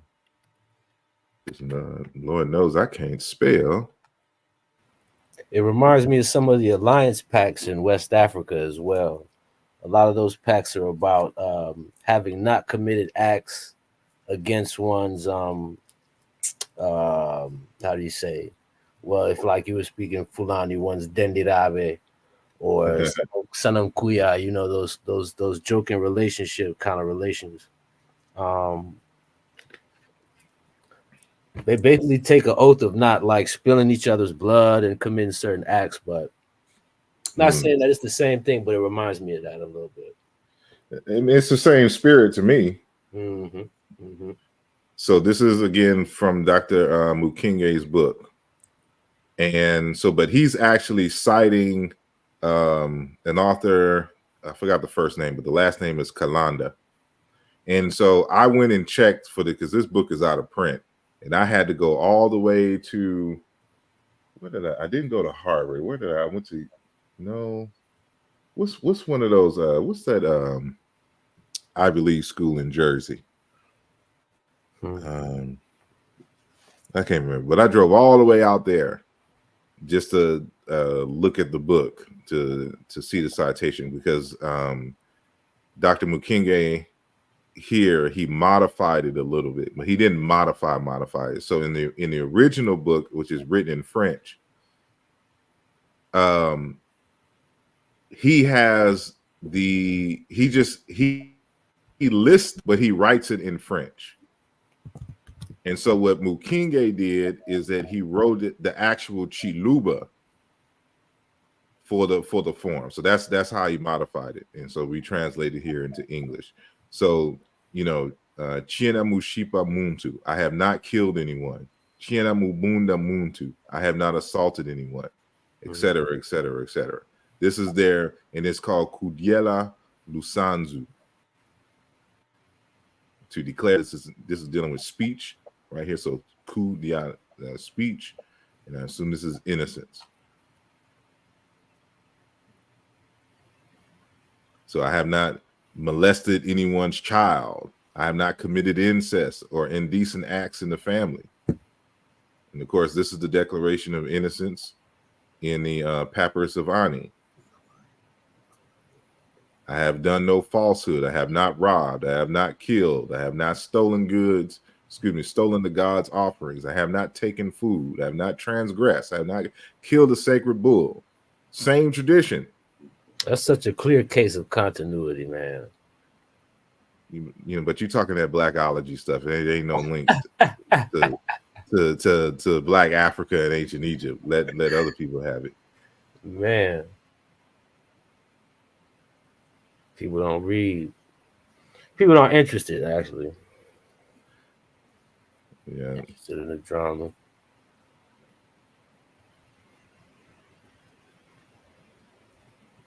They'll be having whole presentations just giving y'all source material. They don't want to read for nothing.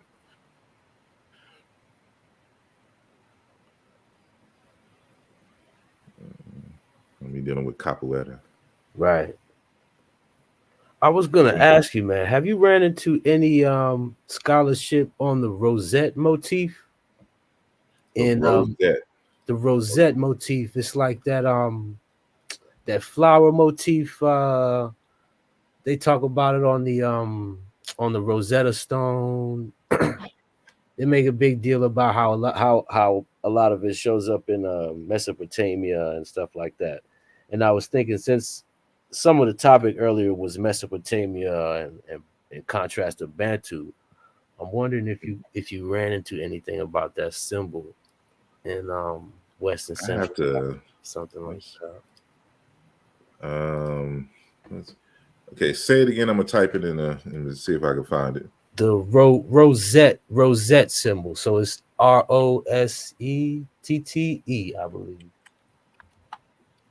Symbol. Okay. I'm gonna share my screen and you tell me if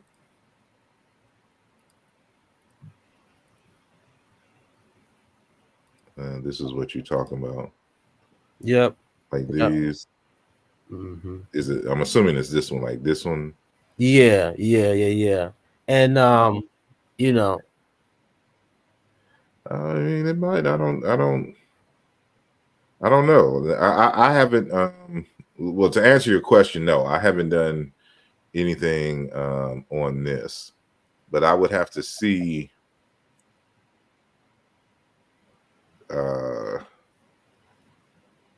I've seen it. From what I've seen, is closely tied to like solar worship and stuff like that. I was doing some research on the Eye of Horus and things like that. And is this in ancient Egypt? You're saying that? Yes, but not with the stuff around it though, not with the circle around it. So you'll see it like on some of the diadems. If you go to the Narmer palette, the guy who's holding the sandal bearer, he has that symbol over top of his head. But that's not. See, that's because that's an actual plant. Right. I'm not saying I'm not giving an opinion, yay or nay, but my first trying to find a big photo. So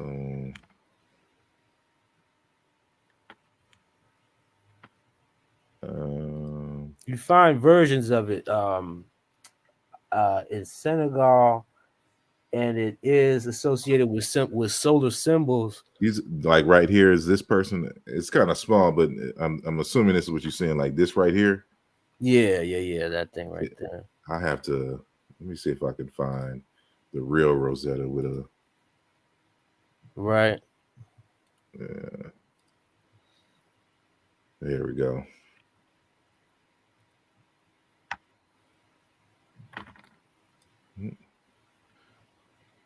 Yeah, I mean it just looks like a plant, but I would have to see what the other I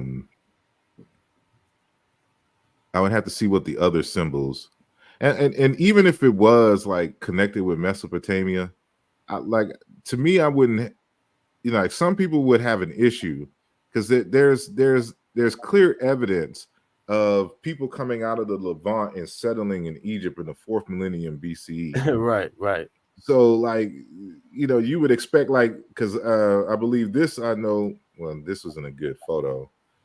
Let's see.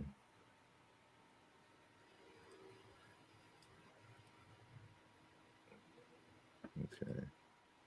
You find it in Senegal, and I'm kind of trying to distinguish the version you find in Senegal from something they might have got from the French or some other Mediterranean groups or something like that. Although it could be, and it could be a convergence, but it's just an interesting fact that Right. when you put it in contrast with like the mythology and stuff like that.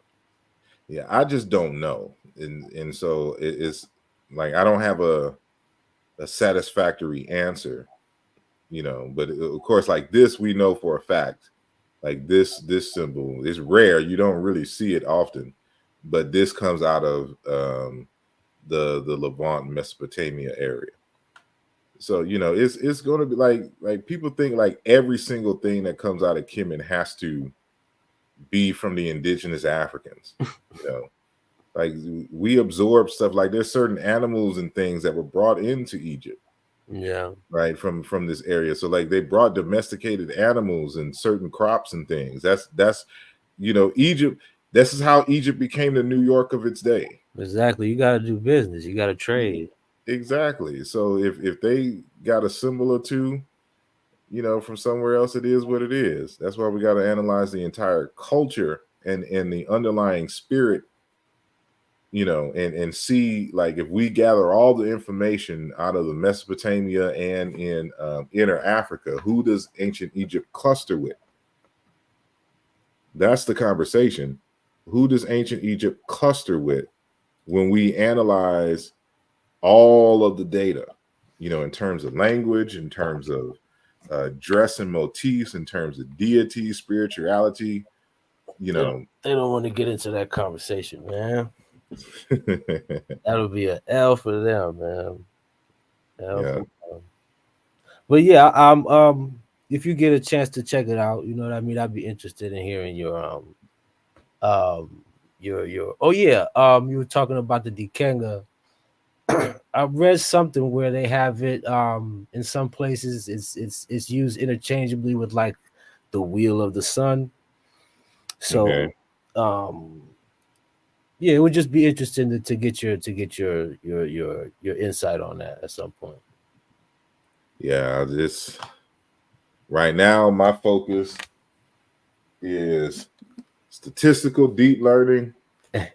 And you know, if y'all want to know about neural networks, large language models, supervised and unsupervised learning, cluster analysis, categorization, Man, summation, you know, multivariate regression, you know, linear models. That's what I'm talking about. Who's the author? Then I'll be free to get back on this black stuff. Shout out to Robin Walker, When We Rule. So there's a brother by the name of Fari Supaya. He's out of the UK, who wrote the afterword on here, and the afterword is where from here, and he's dealing with the Sumerian question, and so you can see the correspondences, and he's showing with the Proto-Bantu and the like in here. So this is one source, another source where they're comparing. So I don't know what they be talking about. I'm talking about we don't know anyone that's comparing, you know, Bantu and Sumerian. I'm like, they've been doing that since the early 1900s. Like matter of fact, the late 1800s. You know, they don't want to know for real. And what's the conclusion? Look, sometimes you can't blow your head up trying to rationalize other people's irrationalities. You know, and it just is what it is. I don't know what to say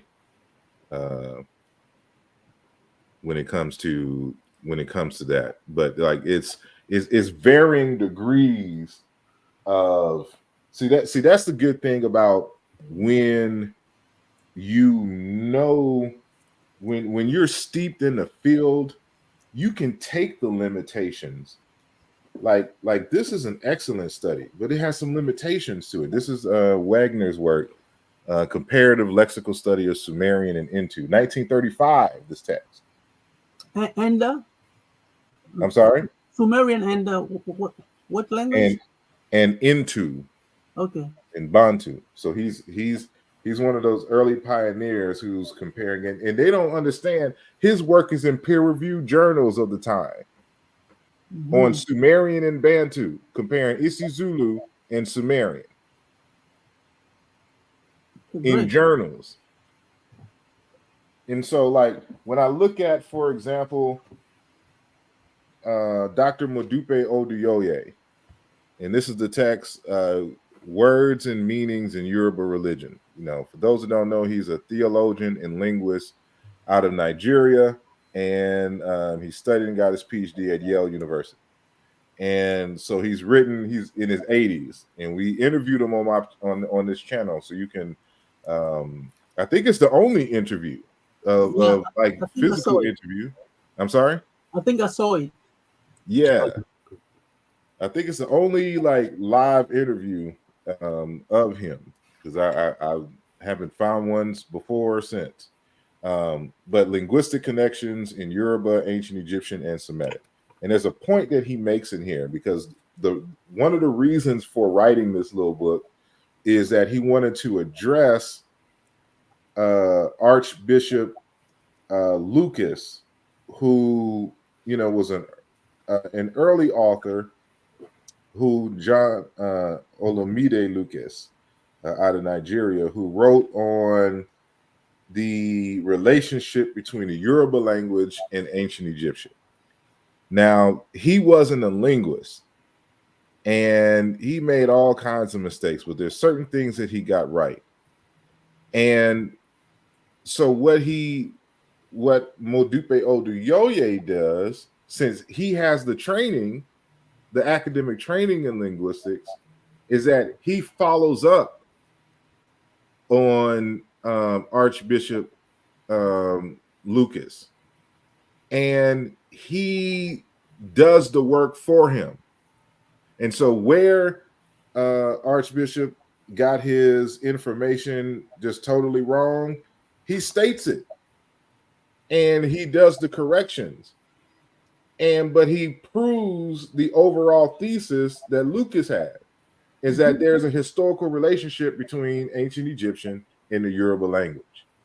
And he includes also in that the Semitic languages, primarily Arabic and Hebrew, right? Because again, he's a theologian. That's all he deals with is Semitic languages and African languages, right? So you never be discouraged. Like if somebody was to say, like I heard the other person say, the person who canceled today, like, you know, he read G.J.K. Campbell Dunn's stuff and it was laughable. I'm like, look, dude, G.J.K. Campbell Dunn is, let me just hold on one second. Let me just read Campbell Dunn's education real quick.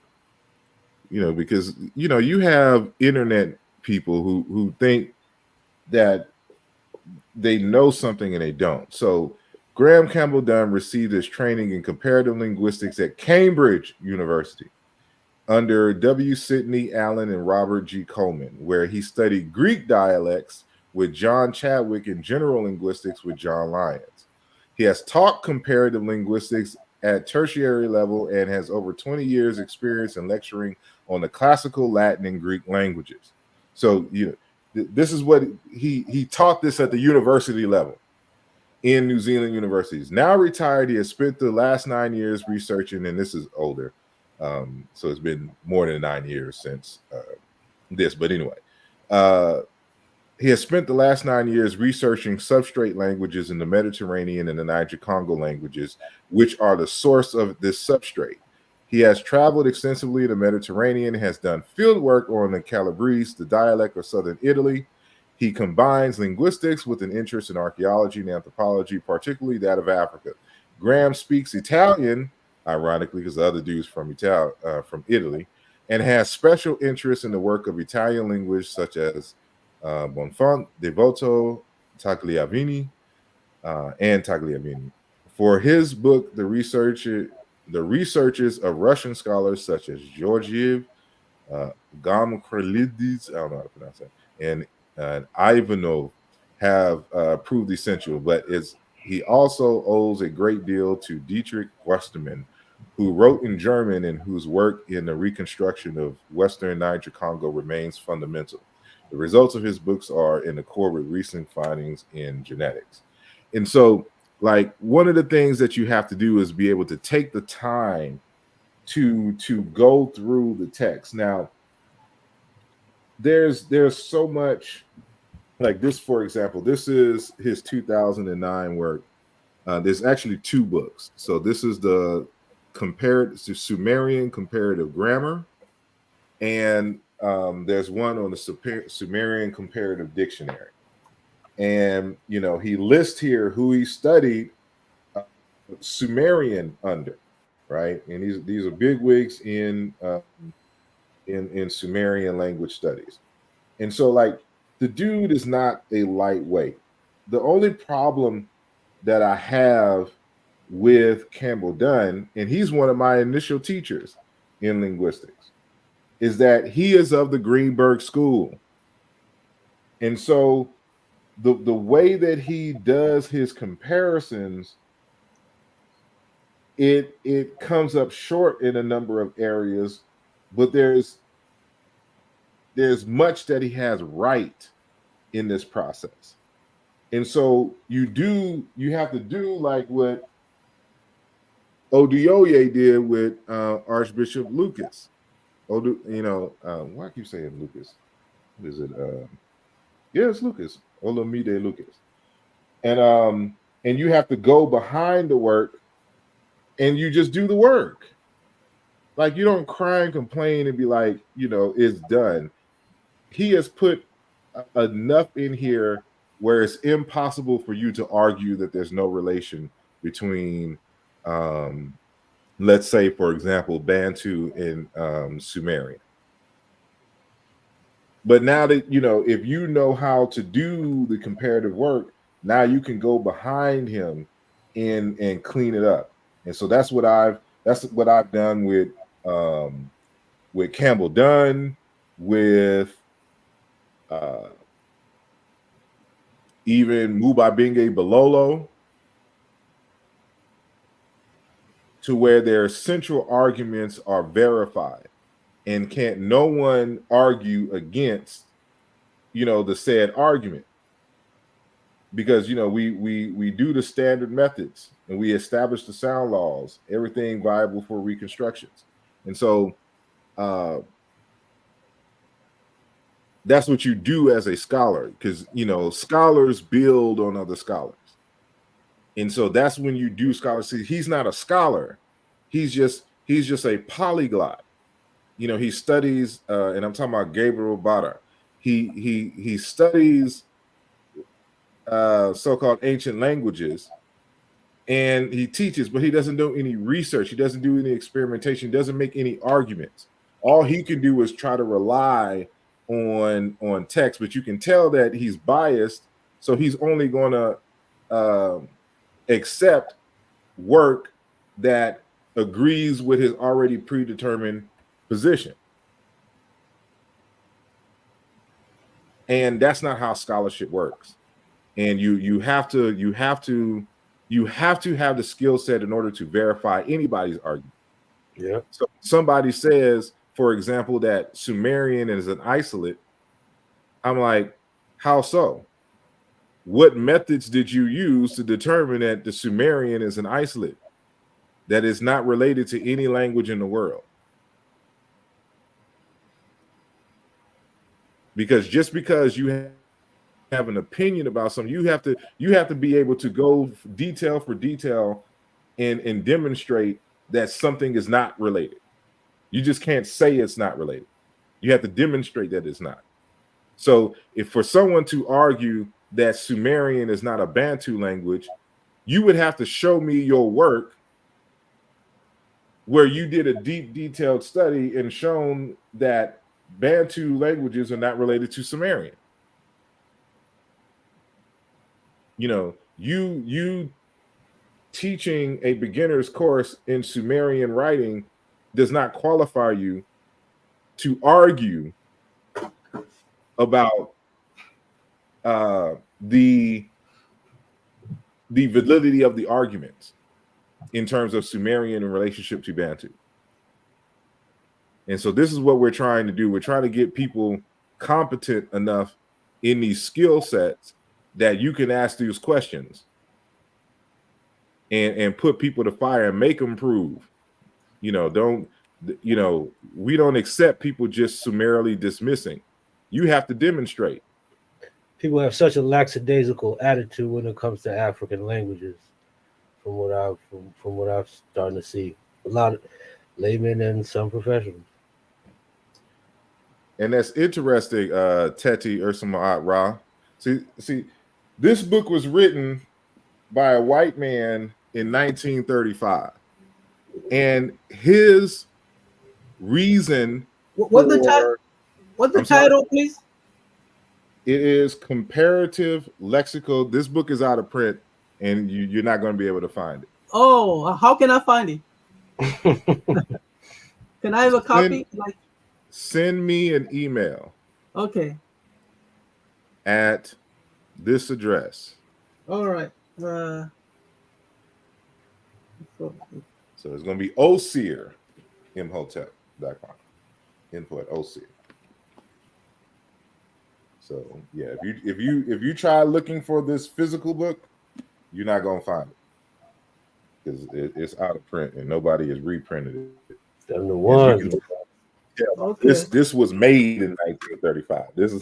This is all Torah. It means that, okay. It means that people the old are interested to. I'm sorry.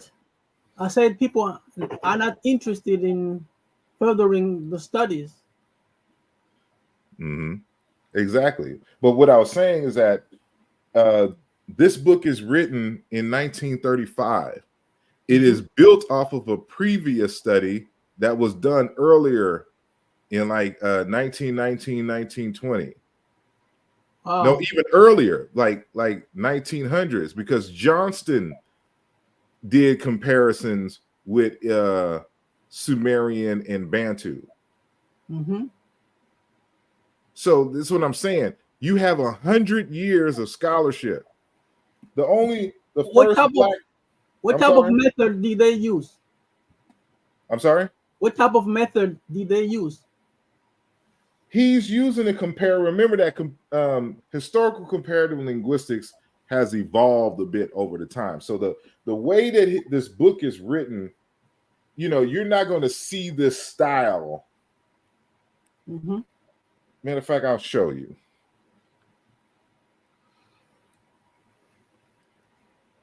I'm going to share my...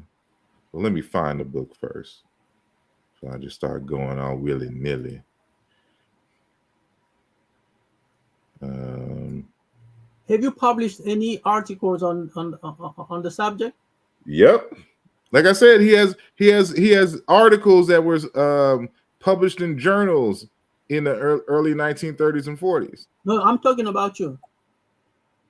On this subject, no, I'm working on for a long distance linguistics journal an argument for this and I'll be using Chiluba, a little bit of Kikongo as a backup because I consider Kikongo one of the more archaic or more conservative Bantu languages. It has a lot of older forms. Yes, it is.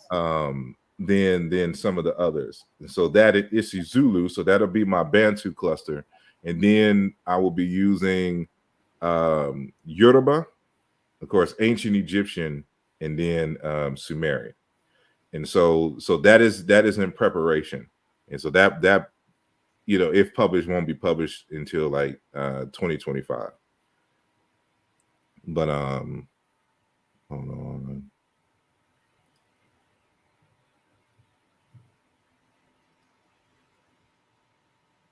Okay, so boom.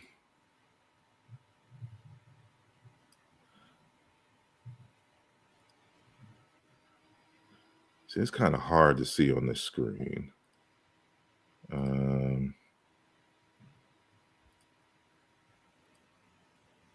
let me see. This is Foxfog's dictionary. Hide.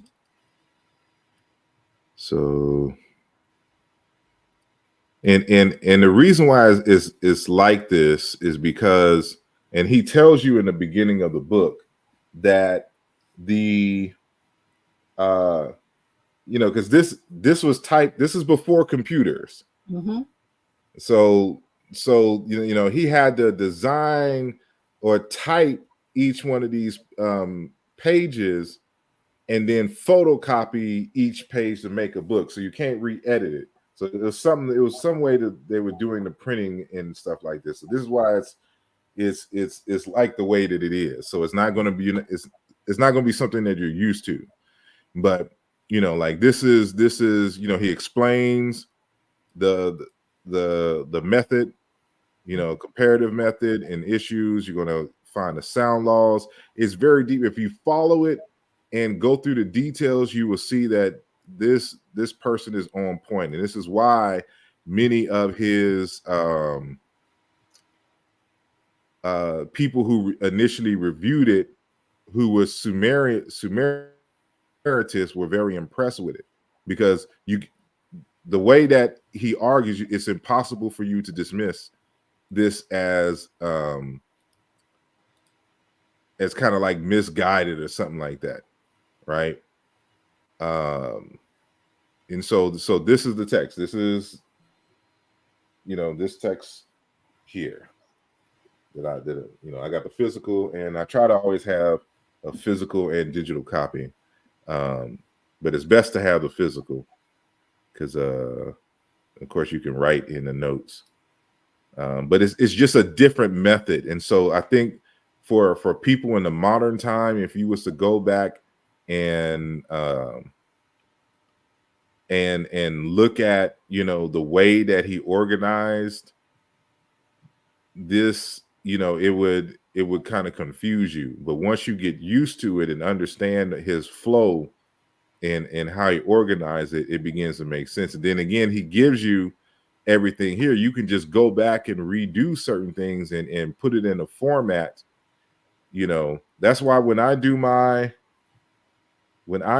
comparisons, for example, let's say here, like the way that I do it is totally different from the way that a lot of other folks do it, because, you know, I was frustrated reading everybody's comparisons and they would never put it in table form, that and with the correspondences right there, so I know exactly which phonemes you're mapping.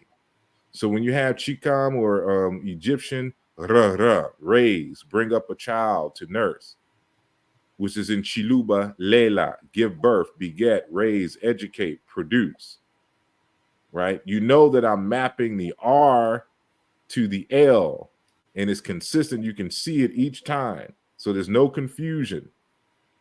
Riri, really, truly. Lelela, lelele, truth, authentic, veritable. In Setswana, ruri, truly, right? Rere, magic word, is just a reduplication of the R, which means utterance, speech, and word, which in Chiluba is ela, speech, sound. Right? When you format it like this, I don't complain about other people's work. I just do the work, and I do it and I put it in the format where it's easy to see what I'm corresponding. You know, what's the focus? Because especially since I'm dealing with Egyptian and modern African languages, this is why you see me primarily doing a, of course, because we have no vowels for Egyptian, is the consonant structures. right?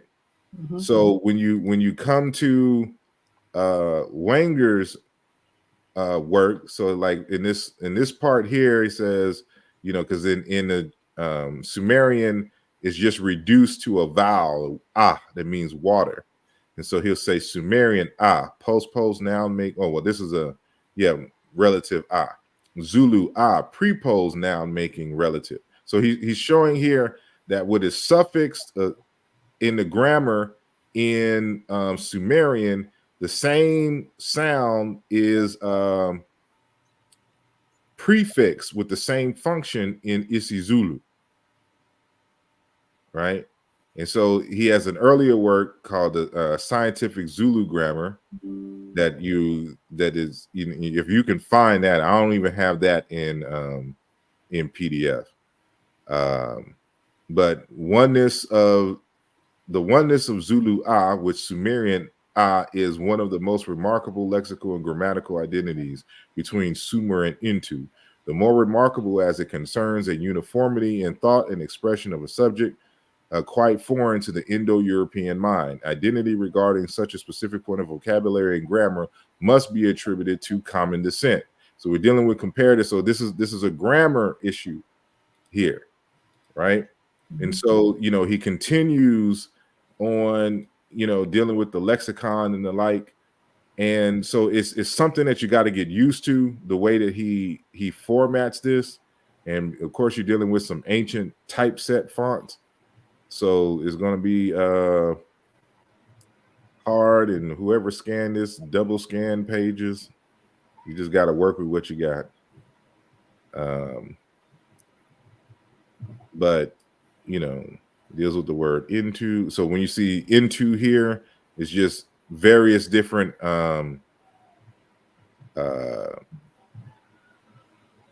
languages. So he specifically, like, if it's a specific Bantu language, it's always going to be Zulu. So he's going to say Zulu.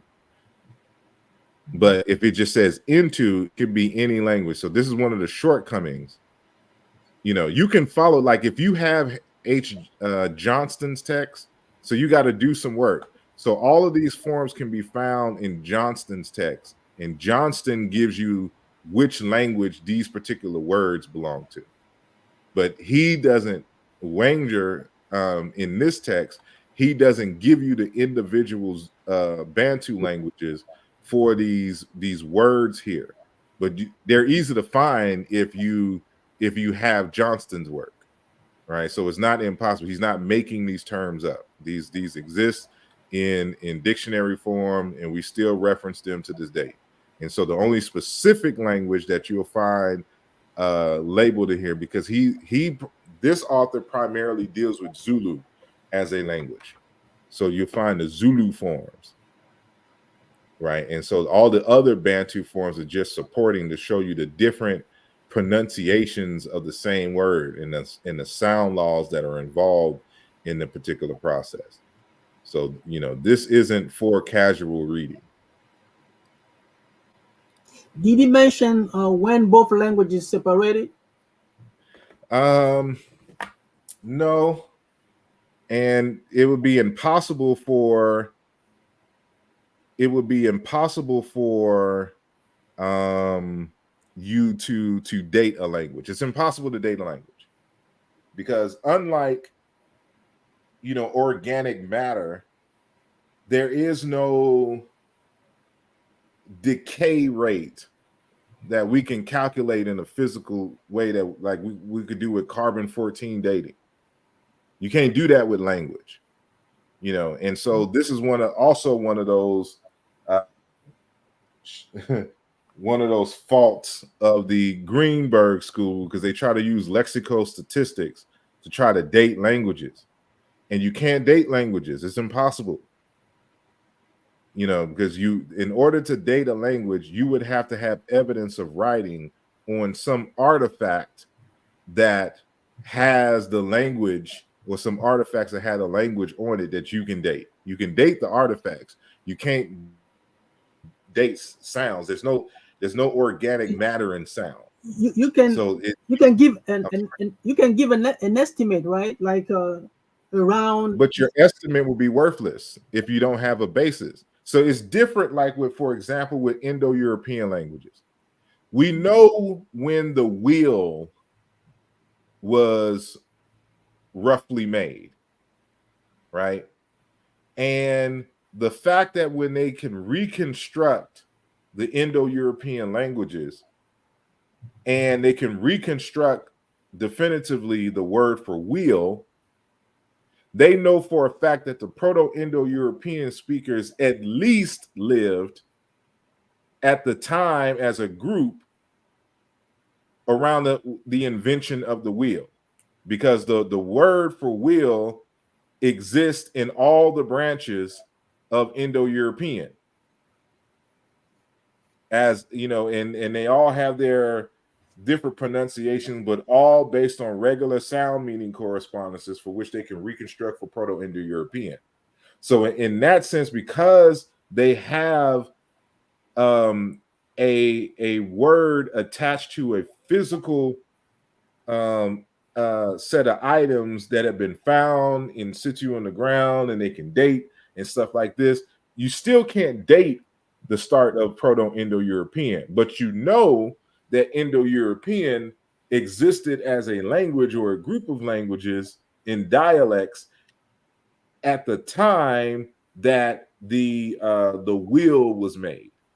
So you can see, in that kind of sense, you can estimate when Indo-European or how old Indo-European is. We know it's at least this old, right?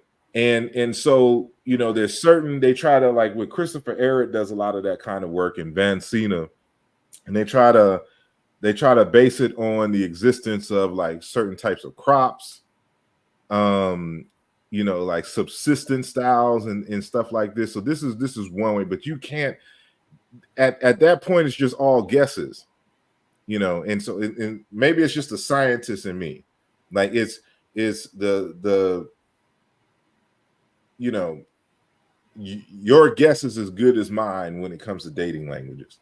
So so it's unlike with ancient Egypt, where they have pottery with ancient Egyptian words and hieroglyphs on it.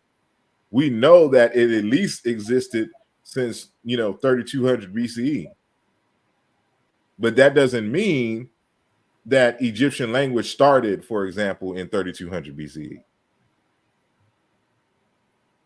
So while it gives you a rough estimate of its existence at a particular time, it can never tell you how old it is.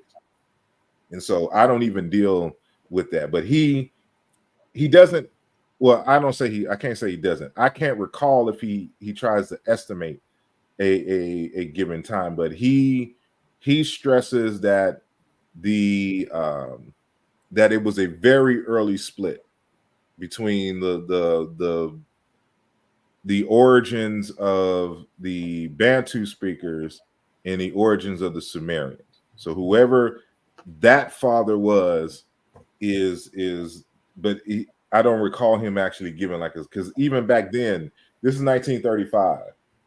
So they, you know, the dating. But since the Sumerians were black, it means that they came from Africa. I wouldn't say they were necessarily black. See, this is. I don't know if you were here at the beginning of the conversation when a similar question like that was asked about ancient Egypt. Because Sumer is just a collection of nation or city states, and so it doesn't mean that everybody originally spoke Sumerian. You could have just had one city state or village that just was dominant, and their language became the trade language. Because Sumeria is really what's the word I want to use?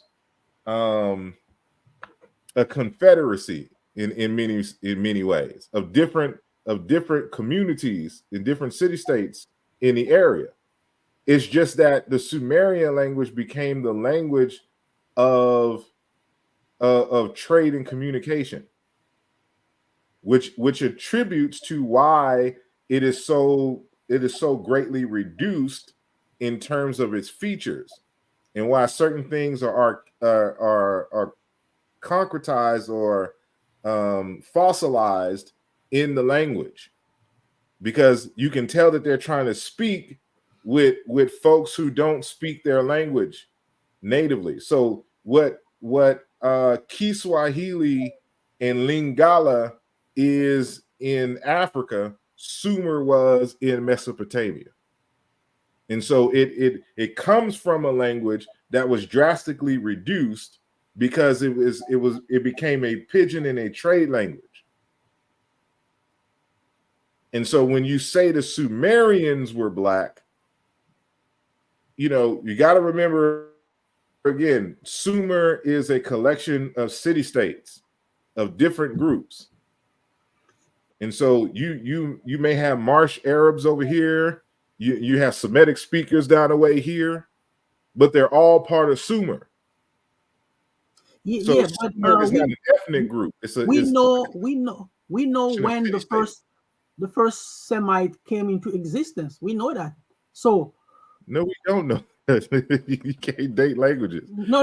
I'm talking about the Semites as a group of people, because we have a date when the what is the oldest how do you call it,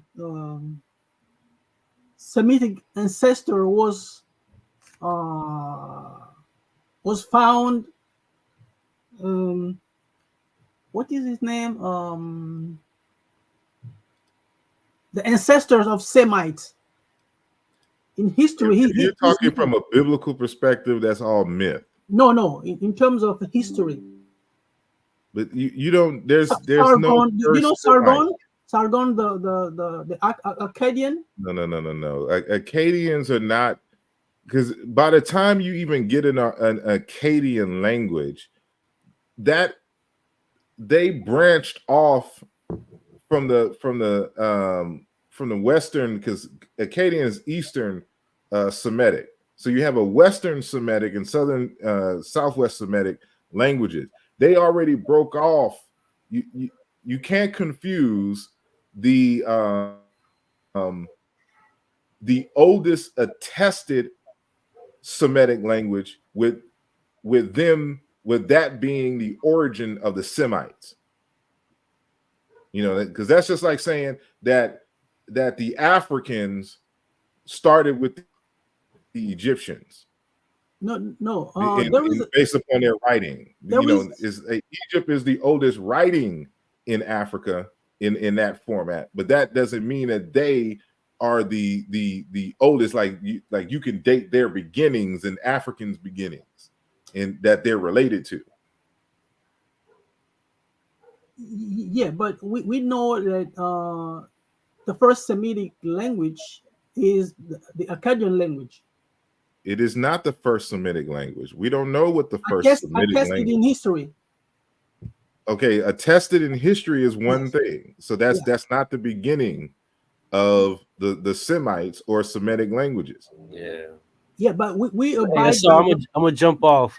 We abide by the evidence. We don't, we don't guess, but we use the evidence we have to argue. Yeah, I understand, but I'm telling you, there's no way to date languages. You can only date the attested written material from the past, and then you can kind of guesstimate on origins, but that's all speculation. All right. So, but I didn't realize that we've been on for 4 hours and 36 minutes. Yeah, because I need to be getting off of here myself, and because I got studying to do. All right.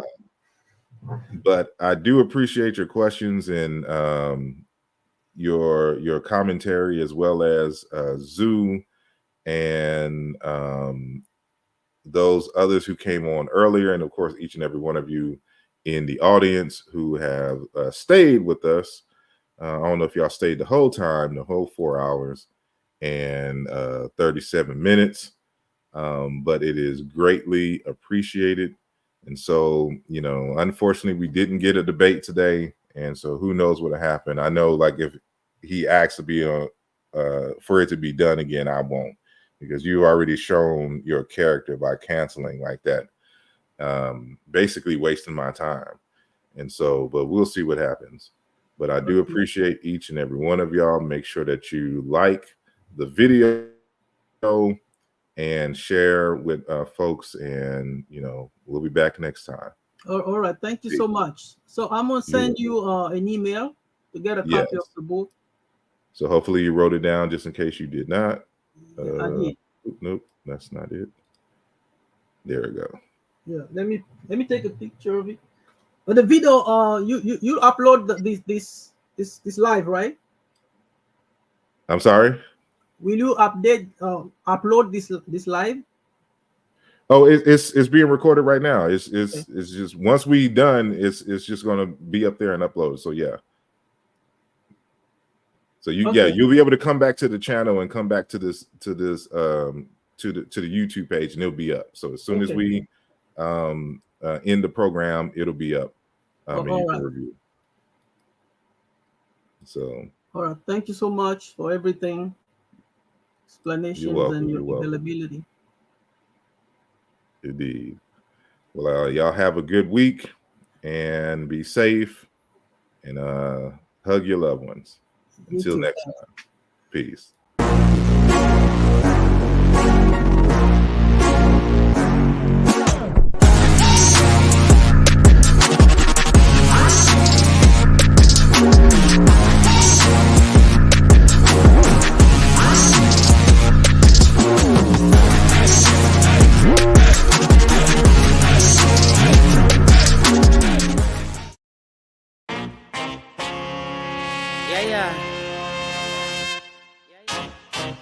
Y'all wanna dose that?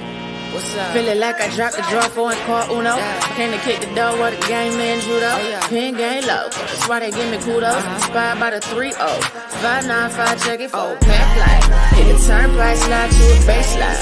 Gotta sound like I just hit the 85. Oh, I'm so ready, by enemies necessary. We gon' be legendary, hold up. About to grow the payrolls. If you see the vision and you're with it, you should say so. Cause we about building, elevating the millions.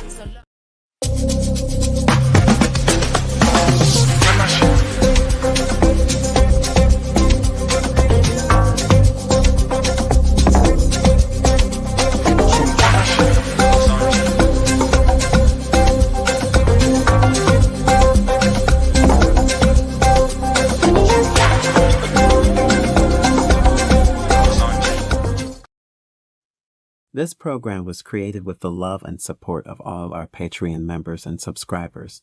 If you are not a member yet and would like to see more content like this, consider becoming a member today. The link is in the description of this video. Your support is greatly appreciated.